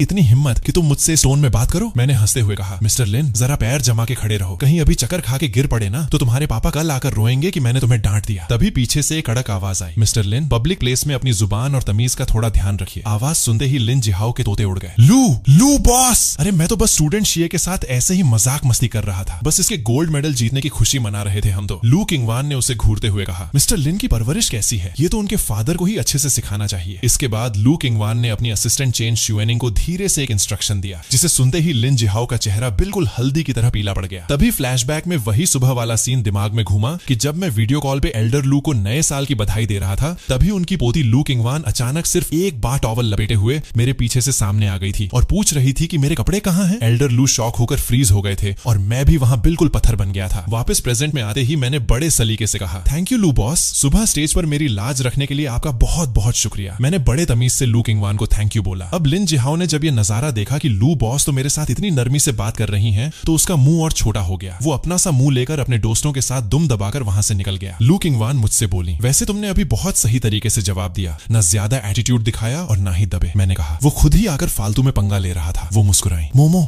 अपना एक स्टैंड होना अच्छी बात है पर लाइफ में खुद को सेफ रखना भी आना चाहिए। तभी स्टेज से अनाउंसमेंट हुई, रेस्पेक्टेड गेस्ट्स और प्यारे एल्यूमनाई, हमारी येंजिंग यूनिवर्सिटी के पुराने ट्रेडिशन के मुताबिक इस सेंटेनरी सेलिब्रेशन का पहला डांस ओपन करने के लिए मैं पूरे सम्मान के साथ लू बॉस को इनवाइट करता हूं। तो मैम, क्या आप आज की इस महफिल की शुरुआत करने के लिए अपने लिए कोई मेल पार्टनर चुनना चाहेंगी? अब भाई मेरे दिल की धड़कन बढ़ गई। मैं सोचने लगा कि कहीं ये मुझे तो नहीं बुला लेंगी। अगर इन्होंने मेरा नाम ले लिया तो मैं क्या करूंगा यार। लू किंगवान की नजरें पूरे हॉल में घूमी। वहां खड़े सारे लड़के उम्मीद से छाती फुलाए खड़े थे पर उनकी नजरों ने सबको बाईपास किया और सीधे आकर मुझ पर टिक गई। स्टूडेंट शिए चेन, क्या मुझे आपके साथ ये पहला डांस करने का सम्मान मिल सकता है? आस पास के लोग आनाफूसी करने लगे कि लू बॉस तो सीधे सीधे शिए फैमिली के साथ अपने कनेक्शन मजबूत कर रही हैं। पर भाई उस मोमेंट पे मेरी जो हालत थी ना, मैं शर्म और ऑकवर्डनेस के मारे सोच रहा था कि काश जमीन फटे और मैं अंदर समा जाऊं। मैं अभी मूर्ति की तरह ब्लैंक खड़ा ही था कि लू किंगवान ने अपना हाथ मेरी तरफ बढ़ा दिया। अब तो पूरे हॉल की लाइटें और सबकी नजरें हम पर ऐसे आ टिकी जैसे कोई लाइव ड्रामा चल रहा हो। कुछ लोग हैरान थे, कुछ जल भुनकर कोयला हो रहे थे तो कुछ मजे ले रहे थे। मेरी हालत तो बिल्कुल लाइव तंदूर पर सिकने जैसी हो गई थी भाई। पर अब पीछे हटने का तो कोई रास्ता था नहीं। मैं हिम्मत जुटाकर खड़ा हुआ और धीरे से लू किंगवान का हाथ थाम लिया। मैंने धीरे से कहा, मैम मैं डांस में बहुत अनाड़ी हूँ, अगर गलती से मेरा पैर आपके पैर पर पड़ जाए ना तो प्लीज मुझे पहले ही माफ कर दीजिएगा। लू किंगवान ने जैसे ही अपना हाथ मेरे हाथ में लॉक किया, कसम से मेरे दिल ने एक तगड़ी रिवर्स गियर मारी। उधर भीड़ में लोग बातें बना रहे थे कि भाई जोड़ी तो देखो, बिल्कुल मेड फॉर ईच अदर लग रहे हैं। अगर शिए फैमिली का लू बॉस के साथ ये बॉन्ड पक्का हो गया ना तो समझो कैपिटल के मार्केट में शिए फैमिली का सिक्का हमेशा के लिए जम जाएगा। खैर, हम दोनों डांस फ्लोर के बिल्कुल सेंटर में आ गए और एक बड़ा ही सूथिंग सा वॉल्ट्स म्यूजिक बैकग्राउंड में बजने लगा। लू किंगवान ने बड़े शांत स्वर में कहा, पैनिक मत मत करो, बस मेरे स्टेप्स के साथ रिदम मिलाओ, बिल्कुल धीरे धीरे। उनकी बात सुनकर मेरी बॉडी जो लकड़ी की तरह अकड़ गई थी वो थोड़ी रिलैक्स हुई। शुरुआत में तो मेरे स्टेप्स बहुत अजीब लग रहे थे और वही हुआ जिसका डर था। पहली बार में ही मेरा पैर उनके पैर पर जा पड़ा। मैंने तुरंत सकपकाकर कहा, आई एम रियली सॉरी लू बॉस। वो हल्की सी स्माइल के साथ बोली, कोई बात नहीं, 2-4 स्टेप्स और करोगे तो फ्लो आ जाएगा। लू किंगवान की आवाज में एक अजीब सा ठहराव था। वो बड़े आराम से मेरी बॉडी के मूवमेंट्स को गाइड कर रही थी। उनका तरीका इतना पेशेंट और जेंटल था कि मेरा सारा डर गायब हो गया और मैं खुल गया। डांस करते करते उन्होंने पूछा, वैसे सुबह जब तुम बुके दे रहे थे तब क्या तुम मुझसे डर रहे थे? ये सुनते ही मेरी उंगलियां थोड़ी सी सिहर गईं। मैंने सच बता दिया। डर इस बात का था कि इतने बड़े इवेंट में कहीं मुझसे कोई ब्लंडर ना हो जाए। वो हंसकर बोली, अच्छा तो क्या मैं इतनी डरावनी दिखती हूँ? मैंने कहा, अरे नहीं मैम, आप डरावनी बिल्कुल नहीं है, बस आपका ऑरा और पर्सनैलिटी इतनी स्ट्रांग है ना कि सामने वाले की वैसे ही बोलने की हिम्मत नहीं होती। लू किंगवान ने मेरी कलाई पकड़ी और मुझे बड़े सलीके से एक राउंड घुमा दिया और घुमाते हुए आंखों में आंखें डालकर पूछा, अच्छा तो अब बताओ अब कैसा लग रहा है? भाई उसके बाद मैं डांस फ्लोर से बाहर कैसे आया, मुझे कुछ होश नहीं रहा। सच कहूं तो उस वक्त मेरी इतनी हिम्मत भी नहीं बची थी कि मैं सीधे उनकी आंखों में झांक सकूं। पार्टी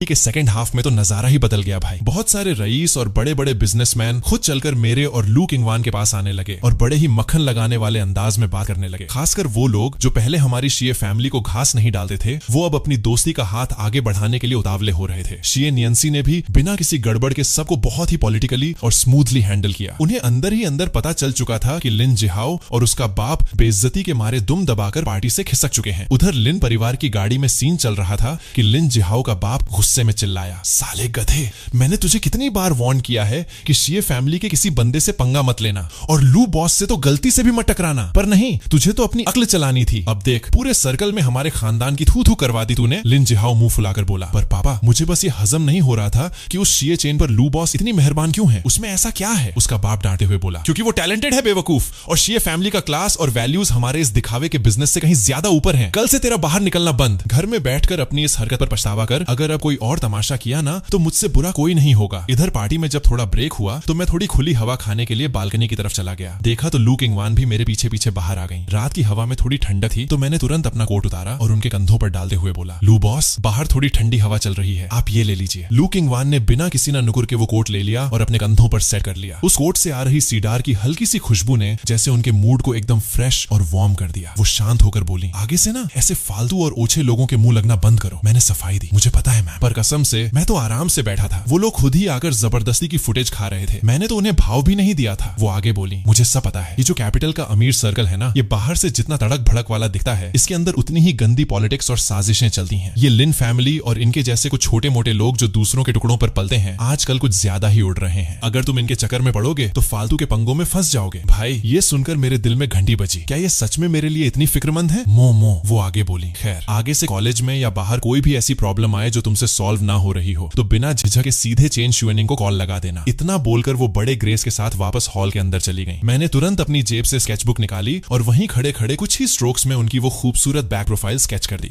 उधर कार में बैठते ही चेन शुएनिंग ने धीरे से पूछा, मैम आज आपने मिस्टर शिये के लिए जो बिहेवियर दिखाया वो कुछ ज्यादा ही स्पेशल नहीं था? इससे बाकी लोगों में कोई और ही सिग्नल जा सकता है? लू किंगवान ने आराम से सीट पर बैठ ली और अपनी आंखें बंद करते हुए बोली, शिये फैमिली इस पूरे करप्ट कैपिटल में एक साफ सुथरी और इज्जतदार फैमिली है और शिये चेन न सिर्फ टैलेंटेड है बल्कि उसे अपनी हदों का भी पता है। वो इस काबिल है कि मैं उसका थोड़ा एक्स्ट्रा ख्याल रखूं। अब चेन शुएनिंग तो ये सुनकर एक सेकंड के लिए सोच में पड़ गई, फिर मन ही मन बुदबुदाई, लो कर लो बात। साफ सुथरे लोग तो और भी हैं इस शहर में मैम, पर आज तक तो आपने किसी गहरे नथु खैरे पर इतनी मेहरबानी नहीं दिखाई। तभी फिर वही कॉल वाला सीन घूम जाता है कि जब मैं वीडियो कॉल पे एल्डर लू को नए साले की बधाई दे रहा था तभी उनकी पोती लू किंगवान अचानक सिर्फ एक बाथ टॉवल लपेटे हुए मेरे पीछे से सामने आ गई थी और पूछ रही थी कि मेरे कपड़े कहाँ हैं। एल्डर लू शॉक हो गए थे और मैं भी बिल्कुल पत्थर बन गया था। खैर अब कहानी में कुछ दिन आगे का सीन आता है भाई। अचानक आसमान में बहुत जोर की बिजली कड़की और काले बादल छा गए। मैं अपनी स्केच बुक को सीने से चिपकाए जल्दी जल्दी लाइब्रेरी की तरफ भाग रहा था। तभी रास्ते के मोड़ पर मुझे कुछ लोग मेरे ही बारे में बकवास करते हुए सुनाई दिए तो मेरे पैर वहीं ठिठक गए। उस ग्रुप का लीडर था झांग जिंगे। मैं साले को अच्छे से जानता था। ये हमारे उसी पिटे हुए मोहरे लिन जिहाओ का खास चमचा था। वो अपने दोस्तों से कह रहा था, क्यों भाई तुम लोगों को सच में लगता है क्या कि उस शिये चेन ने अपनी काबिलियत के दम पर सुबह स्टेज पर बुके दिया था? अरे भाई मैंने खुद स्टूडेंट यूनियन के लड़कों से सेटिंग से पता लगाया है। उसके दादाजी ने कॉलेज के 3 बड़े बड़े बुजुर्ग एलुमनाई से उसके लिए पैरवी करवाई थी। और वो जो उसे डिजाइन का गोल्ड मेडल मिला है ना, सुना है ज्यूरी पैनल में जो एक बूढ़े प्रोफेसर थे वो शिए फैमिली के लंगोटिया यार हैं, वरना साले की क्या औकात जो गोल्ड मेडल ले जाता। हा सही बात है भाई। वैसे तो साला बड़ा हरिश्चंद्र बन के घूमता है, पर अंदर से सब सेटिंग का खेल है। जब से कॉलेज का वो फंक्शन खत्म हुआ था, ये फालतू की गॉसिप्स थमने का नाम ही नहीं ले रही थी। जब से लिन जिहाओ की सरेआम बेइज्जती हुई थी, उसने अपने इन चेलों को काम पे लगा दिया था कि जाओ और पूरे कैंपस में शिए चेन के खिलाफ झूठी अफवाहें उड़ाओ। कसम से यार, ऐसी फालतू बातों पर भी कुछ गधे यकीन कर लेते हैं। ये सोचकर हंसी भी आती है और तरस भी। मैं सीधे उनके सामने जाकर खड़ा हो गया और बोला, अरे वाह सीनियर झांग, आपकी जासूसी तो कमाल की है यार। यहाँ तक कि मेरे दादाजी ने किन 3 एल्यूमनाई से बात की, इसकी भी आपने मनगढ़ंत स्क्रिप्ट एकदम सस्पेंस थ्रिलर की तरह तैयार कर ली। पर शायद आपकी अधूरी नॉलेज को मैं करेक्ट कर दूं कि बुके देने वाले का नाम पूरे कॉलेज की ओपन वोटिंग से तय हुआ था और वो रिजल्ट पूरे 7 दिन तक मेन नोटिस बोर्ड पर चिपका हुआ था। अगर सीनियर की आंखें कमजोर हैं या आपने नहीं देखा तो कहो तो लिंक व्हाट्सएप कर दूं। और रही बात उस गोल्ड मेडल के जजेस की, तो वो लिस्ट भी यूनिवर्सिटी की वेबसाइट पर पब्लिक है। और जिस बूढ़े प्रोफेसर को आप मेरे दादाजी का लंगोटिया यार बता रहे हैं ना, वो पिछले साल ही फॉरेन यूनिवर्सिटी से रिटायर होकर इंडिया आए हैं और मेरी उनसे पहली मुलाकात पिछले हफ्ते ही हुई थी। लेकिन सीनियर झांग, इन सब बातों को छोड़ो। पिछले महीने जो फॉरेन लैंग्वेजेस इंस्टीट्यूट का पोएट्री कॉम्पिटिशन हुआ था, उसमें जो आपको फर्स्ट प्राइज मिला था, वो जुगाड़ कैसे सेट हुआ था, ये तो आपके जमीर को अच्छे से पता होगा ना। झांग जिंगे का पारा चढ़ गया। तू मुझ पर झूठा इल्जाम मत लगा, वो मैंने अपनी मेहनत से जीता था, मैंने हंसते हुए कहा। ओहो, यानी मैं जीतूं तो जुगाड़ और सिफारिश, और आप जीतो तो कड़ी मेहनत। कमाल है यार। और वैसे भी मैंने तो बस एक सीधा सा सवाल पूछा था, आप इतना हाइपर होकर मिर्ची क्यों खा रहे हो? तभी उसके दोस्त उसका हाथ खींचते हुए बोले, छोड़ो यार झांग, इसके मुंह मत लगो, हमें वैसे भी लाइब्रेरी में काम है, चलो यहाँ से। झांग जिंगे ने मुझे एक खूंखार लुक दिया और पैर पटकता हुआ अपने दोस्तों के साथ आगे बढ़ गया। जब मैं लाइब्रेरी से अपना सारा सामान पैक करके बाहर निकला तो भाई साहब, बाहर तो मौसम ने पलटी मार दी थी। तेज ठंडी हवा के साथ मूसलाधार बारिश होने लगी, जिसने 1 सेकंड में मेरे आगे के बाल गीले कर दिए। मैं सोचने लगा कि सुबह जब घर से निकला था तब तो कड़क धूप थी, अचानक ये आफत कहां से बरसने लगी। और सबसे बड़ी दिक्कत ये कि मैं आज अम्ब्रेला लाना भी भूल गया था। मैंने थोड़ा चिढ़कर अपनी आईब्रो सिकोड़ दी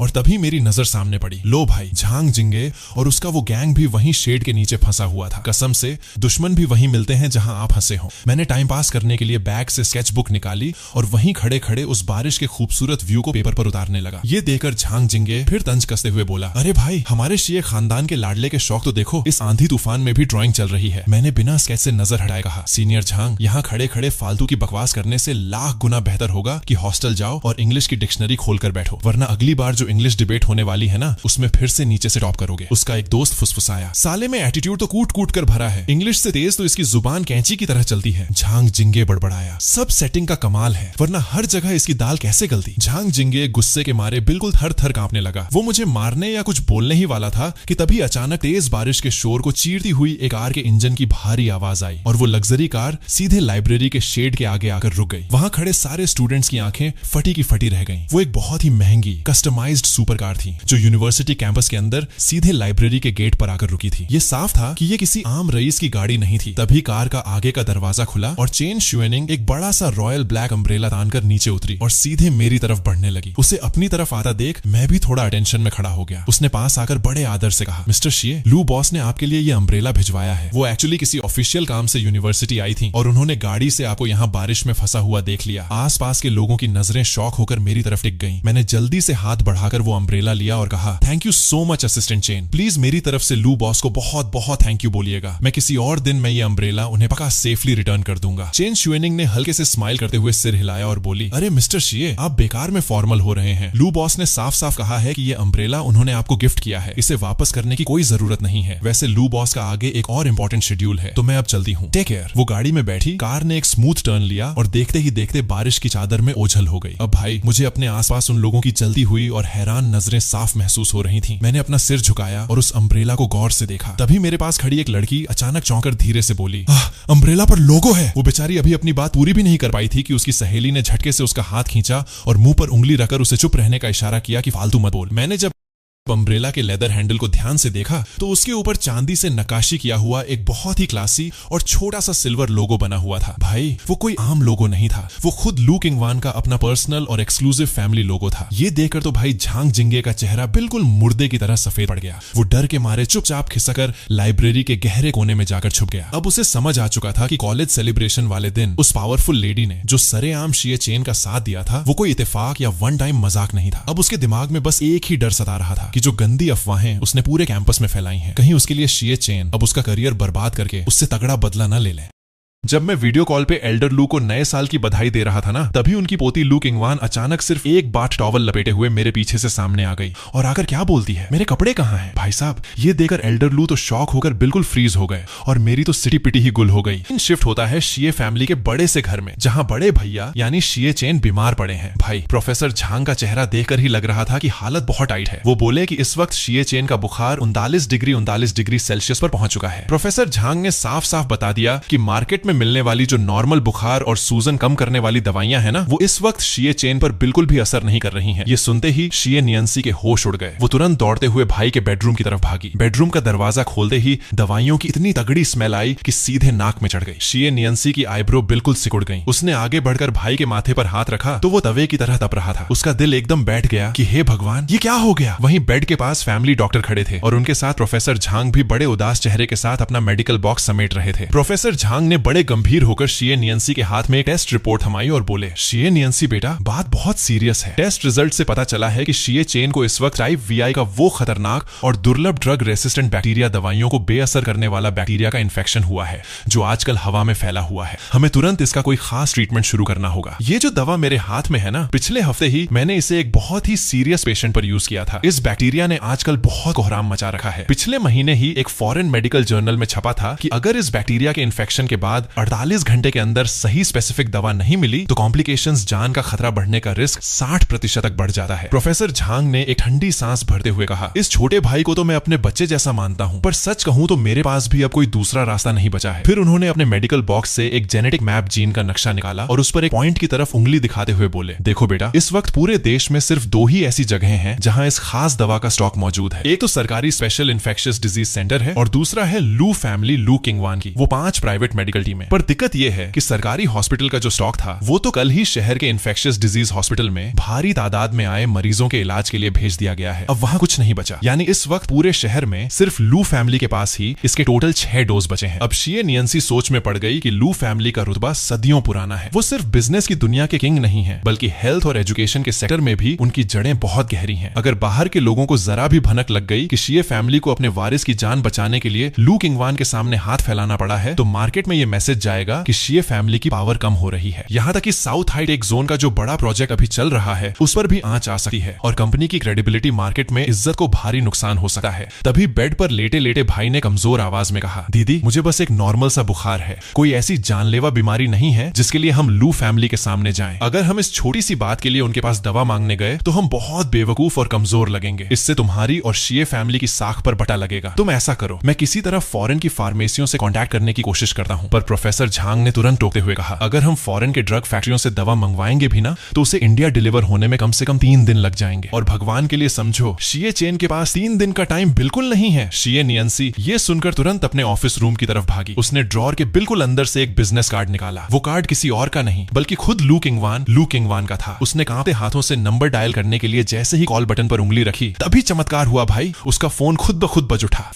फोन स्क्रीन पर लू किंगवान का नाम फ्लैश हो रहा था। जैसे ही उसने कॉल उठाया, फोन के दूसरी तरफ से लू किंगवान की आवाज आई। उनकी आवाज में काम की भारी थकान साफ महसूस हो रही थी। वो बोली, शिए नियंसी, मेरा नाम लू किंगवान है। मुझे पता चला है कि शिए चेन की तबीयत ठीक नहीं है। क्या प्रोफेसर झांग के पास कोई ट्रीटमेंट प्लान है? मैंने सुना है कि आजकल ये टाइप वीआई वाला ड्रग रेसिस्टेंट बैक्टीरिया बहुत डेंजरस रूप ले चुका है। शिए चेन को दवा की सख्त जरूरत है। मैं अभी उससे मिलने आ रही हूँ। फोन पर थोड़ी देर के लिए बिल्कुल सन्नाटा छा गया। दरअसल लू किंगवान अभी शिए फैमिली के प्रोजेक्ट को लेकर कुछ सेक्रेटरीज के साथ एक इंपॉर्टेंट मीटिंग खत्म करके आ रही थी। मीटिंग में ही किसी ने इस टाइप वीआई बैक्टीरिया का जिक्र किया था और तब उन्हें पता चला कि उनकी टीम नंबर 5 के पास इसका बैकअप स्टॉक रखा हुआ है। लू किंगवान ने शिए नियंसी से कहा, तुम इस बात की बिल्कुल चिंता मत करो, मैं इस प्रोजेक्ट की प्रोग्रेस के साथ साथ शिए चेन की हालत पर भी पूरी नजर रखूंगी। तुम बस घर पर रहो और अपने भाई का ध्यान रखो। कोई भी बात हो तो मुझे तुरंत इन्फॉर्म करना। अब भाई, समय एक मिनट एक सेकंड करके बीत रहा था। उधर शिए चेन का बॉडी टेम्परेचर फिर से तेजी से बढ़ने लगा था। उसने तड़पते हुए कहा, प्रोफेसर प्लीज मुझे कोई बुखार का इंजेक्शन दे दीजिए, मुझसे ये बर्दाश्त नहीं हो रहा। प्रोफेसर झांग बेबस खड़े थे क्योंकि नॉर्मल इंजेक्शन इस बैक्टीरिया पर बेअसर था। तभी अचानक घर के बाहर एक जोरदार कार के इंजन की आवाज गूंजी। शिये नियंसी तुरंत सीढ़ियों से नीचे की तरफ भागी। बाहर देखा तो खुद लू किंगवान अपनी लग्जरी कार से उतर रही थी और उनके पीछे सिटी हॉस्पिटल की एक एडवांस एम्बुलेंस भी आकर रुकी थी। एम्बुलेंस से वो बूढ़े एक्सपर्ट डॉक्टर भी उतरे जिन्हें लू किंगवान खुद साथ लेकर आई थी। लू किंगवान का मूड वैसे तो थोड़ा सीरियस था, पर वो बिना कोई टाइम वेस्ट किए डॉक्टरों की टीम के साथ सीधे अंदर आई और कड़क आवाज में ऑर्डर दिया, सारे मेडिकल इक्विपमेंट्स तुरंत अंदर लाओ और सीधे पेशेंट के पास चलो। शिये नियंसी और घर के बाकी लोग डॉक्टरों के पीछे पीछे भागते हुए सीधे ऊपर बेडरूम की तरफ गए। तभी लू किंगवान अचानक सीढ़ियों पर रुकी। उन्होंने शिये नियंसी की तरफ मुड़कर थोड़े गुस्से और शिकायत वाले लहजे में कहा, इतनी बड़ी बात हो गई शिये नियंसी, पर तुमने मुझे स्टार्टिंग में ही कांटेक्ट क्यों नहीं किया? पिछली बार जो मैंने तुम्हें अपना पर्सनल इमरजेंसी कांटेक्ट नंबर दिया था वो क्या कोई मजाक के लिए था? इतना बोलकर वो बड़े शांत और सधे हुए कदमों से शिये चेन के बेडरूम के अंदर दाखिल हुई। बेडरूम में आते ही लू किंगवान के चेहरे का गुस्सा गायब हो गया और उनके कदम अपने आप बिल्कुल धीमे और सॉफ्ट हो गए। डॉक्टरों की टीम ने तुरंत अपना पोर्टेबल टेस्टिंग मशीन निकाला और शिये चेन के खून में ऑक्सीजन का लेवल और हार्ट रेट चेक करना शुरू किया। डॉक्टर ने मॉनिटर देकर कहा, ऑक्सीजन सैचुरेशन ठीक है और ब्लड में heart rate 92 beats per minute है। इंडेक्स अभी कंट्रोल में है। अगर हम तुरंत सही दवा दे दें तो सिचुएशन को पूरी तरह काबू में किया जा सकता है। लू किंगवान ने तुरंत कहा, दवा कहाँ है? जल्दी निकालो। नर्स ने बिना कोई देर किए अपने मेडिकल बॉक्स से एक खास मेडिसिन की वॉयल निकाली जिस पर अभी भी ब्रांड का लेबल लगा हुआ था। भाई, ये वही एंटीडोट दवा थी जिसे इसी साल की शुरुआत में लू किंगवान ने अपने हाई लेवल फॉरेन कनेक्शंस का यूज करके स्विट्जरलैंड की एक बहुत बड़ी फार्मा कंपनी से खास तौर पर मंगवाया था। डॉक्टर ने तुरंत शिये चेन को वो दवा इंट्रावेनस आईवी नस के जरिए देना शुरू कर दिया। इंजेक्शन लगाने के बाद डॉक्टर ने कहा, दवा दे दी गई है, अब हमें अगले आधे घंटे तक लगातार इसके असर को देखना होगा और शिये चेन के सारे वाइटल साइंस, दिल की धड़कन,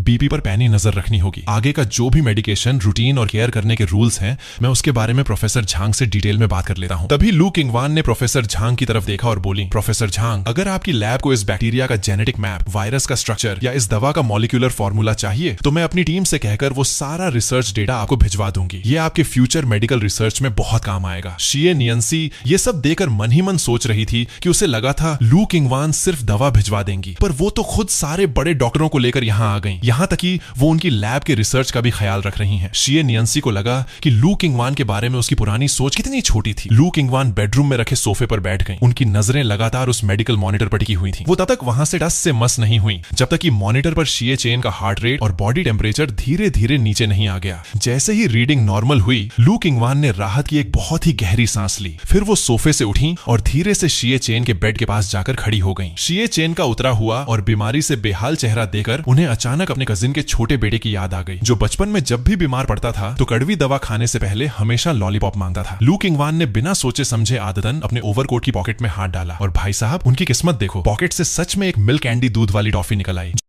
जो रंग बिरंगे कैंडी पेपर में लिपटी हुई थी। वो बेड की तरफ थोड़ा और झुकी। उनकी कड़क आवाज एकदम मखमली और सॉफ्ट हो गई। वो शिये चेन के कान के पास धीरे से फुसफुसाकर बोली, चलो अपना मुंह खोलो, ये मीठी कैंडी खा लो, इससे दवा का कड़वा स्वाद चला जाएगा और तुम्हें अच्छा लगेगा। इसकी खुशबू बहुत अच्छी है। लू किंगवान, जो हमेशा बर्फ की तरह ठंडी और कड़क रहती थी, उनकी आंखों में उस वक्त एक ऐसी नरमी और ममता थी जिसे देखकर कमरे में खड़ा हर एक बंदा हैरान रह गया। खुद लू किंगवान को भी जब रियलाइज हुआ कि उन्होंने क्या कर दिया तो उनके खूबसूरत चेहरे पर एक पल के लिए झिझक और कंफ्यूजन साफ दिखाई दिया। वो तुरंत खुद को संभाल कर पीछे हटी और वापस सोफे पर जाकर बैठ गईं। उन्होंने टेबल पर रखी गर्म चाय का एक सिप लिया और शिये चेन को वो कैंडी खाने दी। तकरीबन आधे घंटे के बाद मॉनिटर पर शिये चेन का बुखार गिरकर 38 डिग्री सेल्सियस पर आ गया था और दिल की धड़कन भी पूरी तरह स्टेबल हो चुकी थी। डॉक्टर ने दोबारा चेकअप करने के बाद लू किंगवान से कहा, मैम, मिस्टर शिये के सारे वाइटल पैरामीटर्स अब बिल्कुल नॉर्मल और सेफ हैं। अब डरने की कोई बात नहीं है। आगे बस इन्हें टाइम पर दवाइयां देनी है। मैं प्रेस्क्रिप्शन और कुछ जरूरी परहेज की लिस्ट यहाँ छोड़ रहा हूँ। अगर रात में कोई भी इमरजेंसी हो तो आप मुझे किसी भी वक्त कॉल कर सकती हैं। लू किंगवान ने हाँ में सिर हिलाया और खड़ी हो गई। उन्होंने देखा कि नर्स और प्रोफेसर झांग अभी भी अलर्ट मोड में खड़े हैं, तो वो बोली, चलिए हम सब बाहर लिविंग रूम में चलते हैं। इन्हें अब आराम करने की जरूरत है, यहाँ डिस्टर्ब मत करो। सब लोग नीचे बड़े हॉल में आ गए। शिये नियंसी ने बड़े आदर के साथ खुद लू किंगवान के लिए गर्म चाय बनाई और कप आगे बढ़ाते हुए बोली, लू बॉस, इस बार आपने जो किया है उसके लिए हमारे पास थैंक यू बोलने के लिए शब्द नहीं है। ये दवा बहुत ही कीमती और रेयर है। इसका जो भी मार्केट प्राइस या खर्च है हम वो पूरा पे करेंगे। पर लू किंगवान ने चाय का कप टेबल पर रखते हुए तुरंत मना कर दिया और बोली, इसकी कोई जरूरत नहीं है, ये दवा वैसे भी हमारी लैब स्पेशल रिसर्च के लिए रखी है ताकि इस खतरनाक बैक्टीरिया का तोड़ निकाला जा सके, और ये सब पब्लिक हेल्थ की सेफ्टी के लिए ही है। हमारी कंपनी वैसे भी हर साल पब्लिक हेल्थ केयर में जितना पैसा डोनेट करती है उसकी वैल्यू इन दवाइयों से कहीं ज्यादा है। तुम पैसों की बात मत करो, बल्कि इसे साउथ चाइना प्रोजेक्ट का एक हिस्सा समझो। वैसे मैंने उस प्रोजेक्ट का जो पुराना प्लान तुम लोगों ने बनाया था वो पूरा देखा है, उसमें अभी भी कुछ डिटेल्स को और बेहतर किया जा सकता है। शिए नियंसी ने ध्यान से सुना। लू किंगवान आगे बोली, जैसे कि कंस्ट्रक्शन साइट पर जो सैनिटाइजेशन और डिसइंफेक्शन का प्रोसेस है उसे और तगड़ा करना होगा, और वहां काम करने वाले मजदूरों की हेल्थ की रेगुलर मॉनिटरिंग करनी होगी। मैंने अपने सेक्रेटरी से कहकर उसमें कुछ खास सेफ्टी मेजर्स उपाय जुड़वा दिए हैं। तुम वो नया ब्रोशर और टास्क फाइल मंगवाकर एक बार अच्छे से देख लेना। शिए नियंसी के दिल में लू किंगवान के लिए इज्जत और तारीफ की एक बहुत बड़ी लहर दौड़ गई कि ये लेडी बिजनेस और ह्यूमैनिटी दोनों को कितने परफेक्ट तरीके से बैलेंस करती है। तभी लू किंगवान ने दीवार पर लगी घड़ी की तरफ देखा। काफी देर हो चुकी थी। वो बोली, चलो काफी टाइम हो गया है, मुझे अब वापस कंपनी निकलना होगा। वो बिना एक सेकंड भी और रुके सीधे बाहर खड़ी अपनी कार की तरफ बढ़ गई। जैसे ही उन्होंने कार का दरवाजा खोलने के लिए उस ठंडे हैंडल पर हाथ रखा, उनके कदम अचानक रुक गए। उन्होंने कुछ सोचकर अपनी बोलने की स्पीड को थोड़ा धीमा किया और शिए नियंसी की तरफ मुड़कर बड़े ही शांत अंदाज में बोली, जब शिए चेन को होश आ जाए और वो पूरी तरह जाग जाए तो उसे मेरी तरफ से कह देना। अगले दिन सुबह सुबह जब मेरी आंखें खुली तो दिमाग का फ्यूज उड़ा हुआ था, पर धीरे धीरे मैं पूरी तरह होश में आ गया। उंगलियों में थोड़ी हलचल हुई तो देखा कि मेरी दीदी मेरा हाथ थामे बिस्तर के कोने पर ही सिर टिकाए एकदम घोड़े बेचकर सो रही थी। तभी मेरी दीदी की नींद खुली और वो हड़बड़ा कर बोली, भगवान का शुक्र है, ए चैन तुम जाग गए, अब कैसा लग रहा है भाई, कहीं कोई दिक्कत या तकलीफ तो नहीं है? मैंने एकदम शरीफ बच्चे की तरह सिर हिलाया और उठकर बैठ गया। तभी मेरी नजर बेड साइड टेबल पर रखी टॉफी के रैपर पर गई तो मैंने असमंजस में पूछा, ये टॉफी आखिर कहाँ से टपक पड़ी? मुझे ऐसा लग रहा है जैसे सपने में कोई परी मुझे अपने हाथों से टॉफी खिला रही थी। फिर मैंने कल की पूरी रामायण शुरू से लेकर अंत तक अपनी दीदी को सुना दी। उस वक्त मेरे दिल में एक बड़ी प्यारी सी गर्माहट महसूस हुई। भाई मानना पड़ेगा, लू किंगयुआन वाकई दिल की बहुत अच्छी इंसान है, बिल्कुल हीरा आदमी। उसी वक्त लू किंगयुआन के फोन की घंटी बजी। दूसरी तरफ शेन वेनवेन फुल इन्विटेशन मोड में थी, जिसने कहा, आज रात मेरे घर महफिल में आ जाओ ना, मैंने ली आंटी से कहकर तुम्हारी पसंद का कड़क मटन सूप शीप सूप बनवाया है, स्वाद एकदम लल्लन टॉप है। लू किंगयुआन ने उसका इन्विटेशन मान लिया। शेन परिवार और लू परिवार पुरानी पीढ़ियों से गहरे पारिवारिक मित्र यानी एकदम पक्के लंगोटिया यार रहे हैं, और लू किंगयुआन और शेन वेनवेन भी बचपन से एक साथ धूल मिट्टी में खेल कूद कर बड़े हुए हैं। लू किंगयुआन आखिरकार जब शेन वेनवेन के घर पहुंची और कार का दरवाजा खोलकर घड़ी की तरफ देखा तो ठीक 7 बज रहे थे, 1 मिनट का भी ऊपर नीचे नहीं, फुल पंक्चुअलिटी। शेन वेनवेन ने देखते ही कहा, चलो चलो जल्दी अंदर आओ, सब तुम्हारा ही इंतजार कर रहे हैं, जैसे कोई दूल्हे का करता है। जंग रुई और जाओ कीन वगैरह तो मुफ्त के खाने के चक्कर में बहुत पहले ही आ चुके थे। खाना खाने के बाद सब लोग एक साथ बैठकर हाल फिलहाल की नई नई गॉसिप्स और चटपटी बातों पर चर्चा करने लगे। जाओ कीन ने गर्म पानी का एक घूंट लिया और माहौल बनाते हुए कहा, अगर आजकल की सबसे रोमांचक बात की जाए तो वो निश्चित रूप से यांजिंग यूनिवर्सिटी की एनिवर्सरी है। 2 दिन पहले ही मैं विदेश से लौटा हूँ और मैंने आते ही दोस्तों से सुना कि उस रात की पार्टी का ओपनिंग डांस एक कमाल की जोड़ी ने परफॉर्म किया था, जिसे देखकर पूरा हॉल दंग रह गया। ये सुनते ही लिविंग रूम में कुछ सेकंड के लिए बिल्कुल सन्नाटा छा गया, मानो सब पर सांप सूंघ गया हो। बाकी सभी लोगों ने बिना कुछ सोचे समझे अपनी गर्दन घुमाई और सीधे लू किंगयुआन की तरफ देखा। जांग रुई ने तुरंत बात का रायता समेटने की कोशिश की और बोला, यांजिंग यूनिवर्सिटी में वैसे भी टैलेंट कूट कूट कर भरा है। मैंने सुना है कि वो हैंडसम लड़का बहुत ज्यादा टैलेंटेड है। उसने इंटरनेशनल डिजाइन गोल्ड अवार्ड भी अपनी जेब में डाला है। और उड़ती उड़ती अफवाहें तो ये भी हैं किंगयुआन कि तुम्हारा और उसका रिश्ता कुछ ज्यादा ही खास है। क्या ये बात सच है या सिर्फ अफवाहों का बाजार गर्म है? बात खत्म होते ही पूरे लिविंग रूम में ऐसा सन्नाटा पसर गया कि सुई भी गिरे तो बम जैसा धमाका हो जाए। लू किंगयुआन की शांत और डरावनी आंखें सपर से गुजरी, लेकिन उन्होंने एक शब्द नहीं कहा। जाओ किन को भी अब एहसास हो चुका था कि उसने गलती से बारूद के ढेर पर पैर रख दिया है और ऐसा सवाल पूछ लिया है जो उसे बिल्कुल नहीं पूछना चाहिए था। शेन वेनवेन ने जब ये देखा तो उसने तुरंत गिरगिट की तरह टॉपिक बदलते हुए कहा, वैसे कल ही तो मुख्य रूप से बारिश हुई है। कैपिटल का मौसम भी कहते ही एकदम पलटी मार जाता है और ठंडा हो जाता है, लेकिन वहां मौजूद किसी भी इंसान ने उसकी इस जबरदस्ती की बात पर ध्यान नहीं दिया। तभी लू किंगयुआन की ठंडी और कड़क आवाज गूंजी, यांजिंग यूनिवर्सिटी की एनिवर्सरी में मैं सच में वहां लाइव मौजूद थी। उसका डिजाइन वाकई बहुत नया और अनोखा था, इसलिए अवार्ड जीतना तो तय ही था। इसमें चौंकने वाली क्या बात है? ये सुनकर जांग रुई ने राहत की सांस ली, मानो जान बची तो लाखों पाए, और तुरंत हाँ में हाँ मिलाई। किंगयुआन बिल्कुल सही कह रही है। सी चेन का टैलेंट सबने अपनी आंखों से देखा है। मैं अब आगे से इन फालतू की उड़ती अफवाहों पर बिल्कुल ध्यान नहीं दूंगा। शेन वेनवेन ने तिरछी नजरों से लू किंगयुआन को देखा। वो लू किंगयुआन को बहुत अच्छे से जानती थी। लू किंगयुआन हमेशा काम और निजी जिंदगी को अलग रखती हैं। वो कभी किसी की तरफदारी में इस तरह सबके सामने नहीं बोलती। यहाँ तो पक्का कुछ न कुछ खिचड़ी पक रही है। ये पहली बार है जब मैं हमारे लू बॉस को किसी के प्रति इतना सॉफ्ट और पिघलते हुए देख रही हूँ। युआन, तुमने तो काफी गहरा गेम खेल रखा है और राज छुपा कर रखा है। जंग रुई और जाओ कीन को बिल्कुल उम्मीद नहीं थी कि शेन वेनवेन सीधे इस तरह मौत को दावत देगी और मजाक उड़ाएगी। उधर लू किंगयुआन के दिल में इस बात को लेकर काफी तनाव बढ़ गया था। शेन वेनवेन फिर भी नहीं रुकी और बोली, किंगयुआन, शी चेन हैंडसम भी है और टैलेंटेड भी। यकीनन बहुत सी लड़कियां उस पर लाइन मारती होंगी और उसे पसंद करती होंगी। सच बताना, अगर तुम्हें खुद उससे बोलने में शर्म आ रही है तो क्या मैं तुम्हारी सेटिंग कराने के लिए जाकर तुम्हारी तरफ से उससे बात करूं? ये सुनते ही लू शिंगयुआन की आवाज अचानक इतनी ठंडी हो गई कि सामने वाले का खून जम जाए। शेन वेनवेन के चेहरे की 32 दांतों वाली मुस्कान तुरंत वहीं की वहीं फ्रीज हो गई। ये सचमुच लू शिंगयुआन की दुखती रग को जोर से दबाने जैसा था। शायद ऐसा इसलिए हुआ क्योंकि मैं अपनी मर्जी से रिश्ता जोड़ने की कोशिश कर रही थी। लू किंगयुआन ने कड़क कर कहा, क्या तुम आजकल कुछ ज्यादा ही वैली हो गई हो जो ये सब कर रही हो? नहीं किंगयुआन, मैंने तो बस ऐसे ही मजाक में कह दिया था। मेरा कोई गलत इरादा नहीं था। पैर छूती हूँ भाई। साई चेन अब लू किंगयुआन के दिल का टुकड़ा बन चुका है। शेन वेनवेन को आखिरकार अपनी गलती समझ आ गई। वो एक डांट खाए बच्चे की तरह अपना सिर झुकाकर भीगी बिल्ली बन गई और चुपके से आंखें उठाकर सोफे पर वापस लेकर आंखें बंद कर चुकी। लू किंगयुआन को देखने लगी। वो दिल ही दिल में कह रही थी, कोई मुझे शेरनी से बचाओ। तभी माहौल बदलने के लिए किसी ने चाय की चुस्की ली और कहा, ये चाय सच में बहुत कड़क है, काफी महंगी होगी ना? वेनवेन, ये चाय तुमने कहां से ब्लैक में खरीदी? मैं भी थोड़ी खरीद लेता हूँ ताकि मेरी गर्लफ्रेंड भी इसे चख सके। अरे ये तो मैंने बस अपने पापा के यहाँ से हाथ साफ कर दिया था और उड़ा ली थी। रुको, मैं अपने पापा से पूछकर तुम्हें बताऊंगी। जब लू किंगयुआन ने उनकी इस फालतू की बातचीत में हिस्सा लेना बंद कर दिया तो बाकी दोनों भी ज्यादा देर नहीं बैठे। जाओ किन ने जंग रुई का हाथ खींचा और बोला, मेरा थोड़ा काम है तो हम पहले पतली गली से निकलना चाहते हैं। शेन वेनवेन उन्हें दरवाजे तक टाटा बाय बाय करने गई। जब वो वापस लौटी तो देखा कि लू किंगयुआन ने अपनी डरावनी आंखें खोल ली थी। किंगयुआन, मुझे सच में अपनी गलती का एहसास है। मुझे फालतू की बकवास नहीं करनी चाहिए थी और रिश्ता जोड़ने की बात तो बिल्कुल नहीं उठानी चाहिए थी। तुम मुझे माफ कर दो। शी चेन ऐसा इंसान नहीं है जिसे तुम अपने एंटरटेनमेंट और मजाक का जरिया बनाओ। मैं नहीं चाहती कि ए चेन को उन फालतू की उड़ती बातों का सामना करना पड़े। आगे से बाहर उसके बारे में कम बात करना। उसके बगल में खड़े होने का हक सिर्फ और सिर्फ मेरा है। दूसरे तो ऐसा सपने में भी सोच नहीं सकते। मुझे अच्छे से समझ आ गया। आगे से कभी उसका नाम भी नहीं लूंगी। वक्त काफी हो गया है, मैं चलती हूँ। शेन वेनवेन तुरंत एक अच्छे नौकर की तरह आगे बढ़कर उसका बैग उठाने में मदद करने लगी। चलो, मैं तुम्हें बाहर तक छोड़ देती हूँ। कार में चेन शुएनिंग ने धीरे से कहा, लू बॉस, शेन मिस भी आपकी परवाह करती हैं। उनका कोई गलत इरादा नहीं था। ए चेन वो इंसान है जिसकी रक्षा मुझे करनी है। किसी और को उस पर नजर गड़ाने की रत्ती भर भी इजाजत नहीं है। शेन वेनवेन ने तो एक से ज्यादा लोगों की बात भी कह दी। मैं जानती हूँ कि उसका कोई बुरा इरादा नहीं था, लेकिन उसने अपनी लक्ष्मण रेखा लांघ दी है।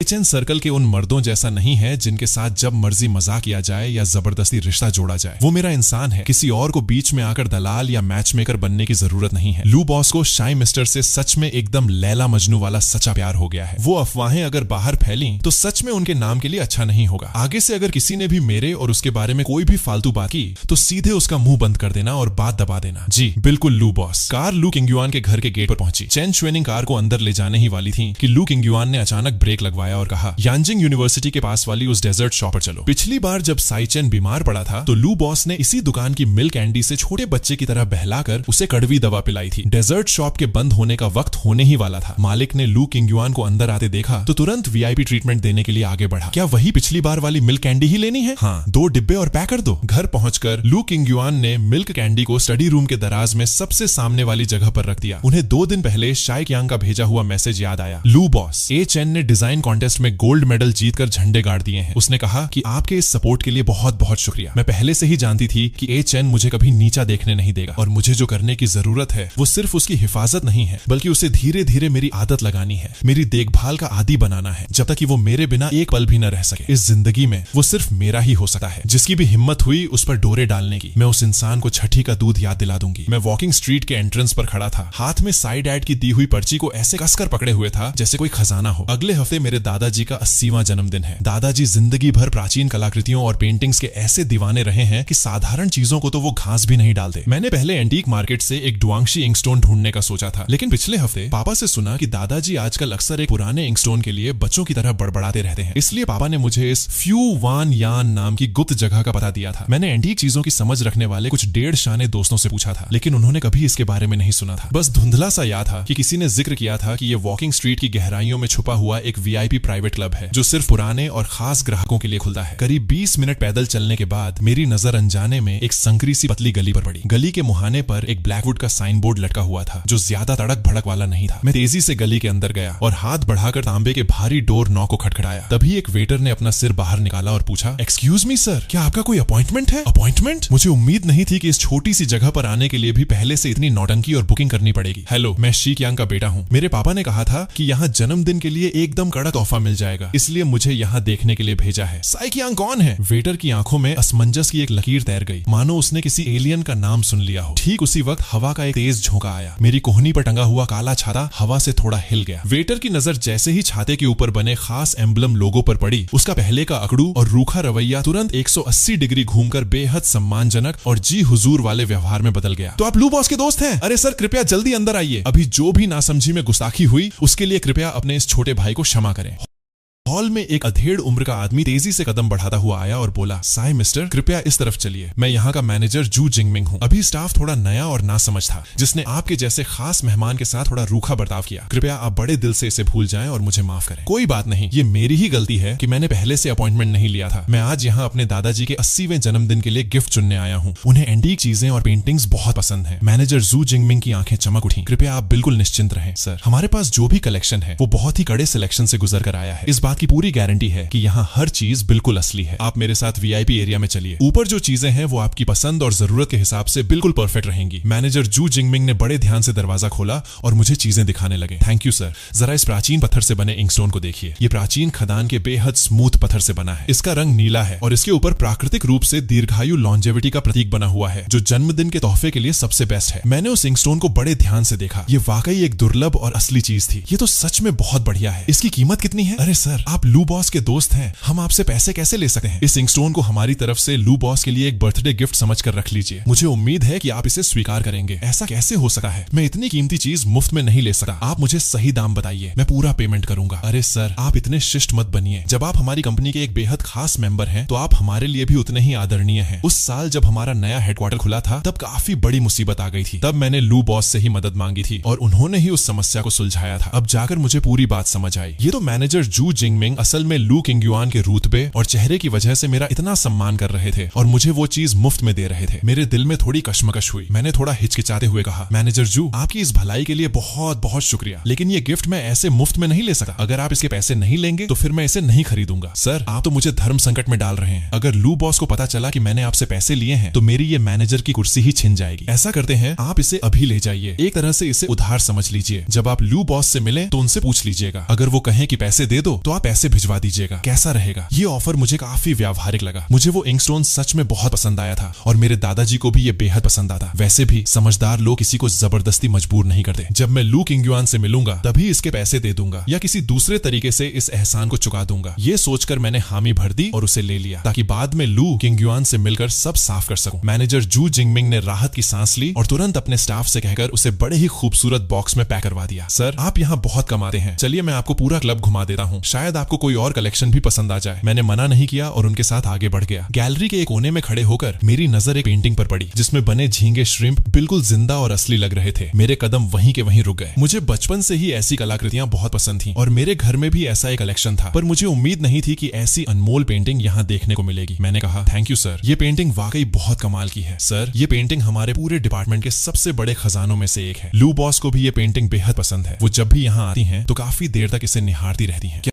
क्या लू बॉस को भी पेंटिंग्स का शौक है? मैंने थोड़े अचरज से पूछा। मेरे दिमाग में तो यही था कि लू किंगयुआन हमेशा बिजनेस में बिजी रहती हैं। मुझे यकीन नहीं हो रहा था कि उन्हें इस चीज में इतना इंटरेस्ट है। बिल्कुल सर, लू बॉस को सिर्फ कैलीग्राफी ही नहीं पसंद बल्कि वो इस पर गहरी रिसर्च भी रखती हैं। पिछले साल हमारे ऑफिस में एक पेंटिंग की नीलामी हुई थी जिसमें एक युवा कलाकार की नकली पेंटिंग शामिल थी। बड़े बड़े एक्सपर्ट्स भी उस धोखे को नहीं पकड़ पाए थे, लेकिन लू बॉस ने बस एक नजर में ही उस नकली पेंटिंग की कमियां निकाल कर रख दी थी। हम सब तो देखते ही रह गए थे। ये सुनकर मेरे मन में लू किंगयुआन की इज्जत और ज्यादा बढ़ गई। वो सिर्फ कलाकारों के स्टाइल को ही नहीं समझती बल्कि पेंटिंग की बारीकियों पर भी उनकी कमाल की पकड़ है। मैनेजर जू ने कहा, मुझे तो पहले लगा था कि आप बस लू बॉस के साथ थोड़े बहुत परिचय की वजह से यहाँ आए हैं, पर मुझे नहीं पता था कि आपकी खुद की कलात्मक समझ इतनी गहरी है। आप सचमुच लू बॉस की खास पसंद बनने के हकदार हैं। विजिट खत्म होने के बाद मैनेजर जू खुद मुझे दरवाजे तक छोड़ने आए और वेटर से मेरा छाता वापस दिलाया। थैंक यू सर, रास्ते में ध्यान रखिएगा। आगे कभी भी कोई जरूरत हो तो बस एक कॉल कर दीजिएगा, मैं हाजिर रहूंगा। मैंने उनका कार्ड और बॉक्स लिया और गली से बाहर आ गया। बाहर सड़क के किनारे लू किंगयुआन की ब्लैक ऑडी कार खड़ी थी। मैं तुरंत उसकी तरफ बढ़ा और हाथ में पकड़ा हुआ बॉक्स दिखाया। कार में बैठे ही उसने पूछा, तो गिफ्ट चुन लिया? मैंने अंदर रखा हुआ इंकस्टोन दिखाते हुए कहा, हाँ, मैंने दादाजी के बर्थडे गिफ्ट के लिए इसे चुना है। मैनेजर जू आपके रुतबे की वजह से इसे मुफ्त में दे रहे थे और कह रहे थे कि आपसे पूछने के बाद ही पैसे तय होंगे। ये इंकस्टोन खरीदने के पैसे हैं, मैं इसे अभी तुम्हें दे देता हूँ। मैंने अपनी जेब से कार्ड बाहर निकाला। लू किंगयुआन ने मुस्कुराते हुए कहा, मैनेजर जू की बात सुनो, वो इंकस्टोन कोई बहुत ज्यादा कीमती नहीं है। इसे मेरी तरफ से तुम्हारे दादाजी के लिए एक बर्थडे गिफ्ट समझ लो। तुम्हारे दादाजी का 80वां जन्मदिन है, मुझे तो खुद उनके लिए कोई तोहफा तैयार रखना चाहिए था। इसी बहाने मेरी तरफ से थोड़ा सम्मान प्रकट हो जाएगा। ऐसा कैसे हो सकता है? तुमने पिछली बार भी मेरी इतनी मदद की थी, मैं अब और गिफ्ट नहीं ले सकता। तुम मुझसे इतने औपचारिक क्यों हो रहे हो? मेरे मन में तुम्हारे दादाजी के लिए हमेशा से बहुत आदर रहा है। उनके जन्मदिन पर गिफ्ट देना बिल्कुल सही बात है। लू किंगयुआन ने मेरे हाथ से वो बॉक्स लिया और एक नजर देखते हुए कहा, इसका टेक्सचर वाकई बहुत बढ़िया है, तुम्हारे दादाजी को ये बहुत पसंद आएगा। चलो अब मैं तुम्हें घर छोड़ देती हूँ और रास्ते में तुम्हारे दादाजी की बर्थडे पार्टी के बारे में बात करते हैं कि क्या क्या तैयारियां करनी है। पूरी कार में एक हल्की सी भीनी खुशबू बिखरी हुई थी जो बिल्कुल लू किंगयुआन के शरीर की खुशबू जैसी थी। तुम्हारे दादाजी के बर्थडे की तैयारियां कहां तक पहुंची? लगभग सब तैयार है। पार्टी घर पर ही होगी और सिर्फ परिवार के लोग और दादाजी के कुछ पुराने दोस्त ही शामिल होंगे। मेरे पापा तो होटल में करना चाहते थे, पर दादाजी को दिखावा बिल्कुल पसंद नहीं है, इसलिए इसे थोड़ा सिंपल ही रखा है। तुम्हारे दादाजी बिल्कुल सही कहते हैं, तड़क भड़क मायने नहीं रखती, लेकिन दिल से जो जरूरी इंतजाम है वो तो होने ही चाहिए। मैं कुछ बहुत अच्छे शेफ्स को जानती हूँ जो खाना बनाने में एक्सपर्ट हैं। अगर जरूरत हो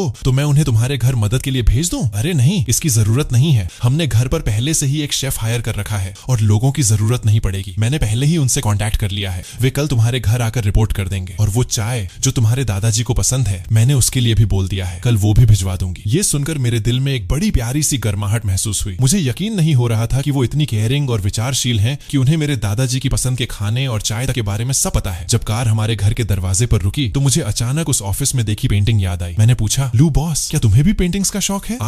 आज मैंने हेडक्वार्टर में एक कमाल की पेंटिंग देखी। क्या वो तुम्हारी है? हाँ, उस पेंटिंग को मैंने सालों तक कलेक्ट करके रखा था। बाद में उसे एग्जीबिशन हॉल में भिजवा दिया ताकि और भी लोग उसकी खूबसूरती देख सकें। वो सचमुच मेरा ही कलेक्शन है। मैंने सोचा कि इतनी कीमती पेंटिंग को ऐसे कोने में क्यों लटकाया गया है। अब समझा कि वो तुम्हारी है। मुझे बचपन से ही वाटर कलर पेंटिंग्स बहुत पसंद है, खासकर वो जिनमें जिंदगी के रंग दिखते हों। अगर तुम्हें पसंद है तो अगली बार मैं तुम्हें अपनी पर्सनल गैलरी ले चलूंगी, जहां मैंने बहुत सी पेंटिंग्स और कांच की कलाकृतियां कलेक्ट कर रखी हैं। शायद तुम्हें वो पसंद आए। ये तो बहुत अच्छी बात है। थैंक यू लू किंगयुआन। जब भी मैं उसके साथ होता हूँ मेरी पूरी थकान जैसे गायब हो जाती है और मैं खुद को बिल्कुल हल्का और आजाद महसूस करता हूँ। मेरी इस खुशी को देखकर लू किंगयुआन का मूड भी काफी बढ़िया हो गया। कार जैसे ही रुकी, लू किंगयुआन ने मेरी तरफ अपनी गर्दन घुमाई और उसकी आवाज में एक हल्की सी झिझक थी जो आसानी से पकड़ी नहीं जा सकती थी। मुझे तुमसे कुछ कहना है। आगे से मुझे लू या इस तरह के औपचारिक नामों से मत बुलाना, ये बहुत पराया सा लगता है। अगर तुम्हें बुरा न लगे तो तुम मुझे सिर्फ किंगयुआन कहकर बुला सकते हो। ये सुनते ही मेरे कान चुपके से लाल हो गए। मैंने शर्माते हुए कहा, जी ठीक है, चलो अब घर जाओ और आराम करो। कल मैं चेन शुएनिंग से कहकर शेफ और चाय भिजवा दूंगी। मैं बॉक्स लेकर कार से उतर गया। जब तक कार अंधेरे में ओझल नहीं हो गई, मैं वहीं खड़ा रहा और फिर घर के अंदर आ गया। पापा और दीदी लिविंग रूम में ही मेरा इंतजार कर रहे थे। पापा ने पूछा, तुम आ गए? गिफ्ट चुन लिया क्या? हाँ पापा, चुन लिया। एक बहुत ही बेहतरीन पुराना इंकस्टोन मिला है, दादाजी को बेहद पसंद आएगा। फिर मैंने उन्हें लू किंगयुआन से मुलाकात और उस पूरे वाकये के बारे में बताया। पापा ने सिर हिलाया और कुछ सोचते हुए बोले, लू किंगयुआन के बारे में अब आगे से कोई फालतू बात मत करना।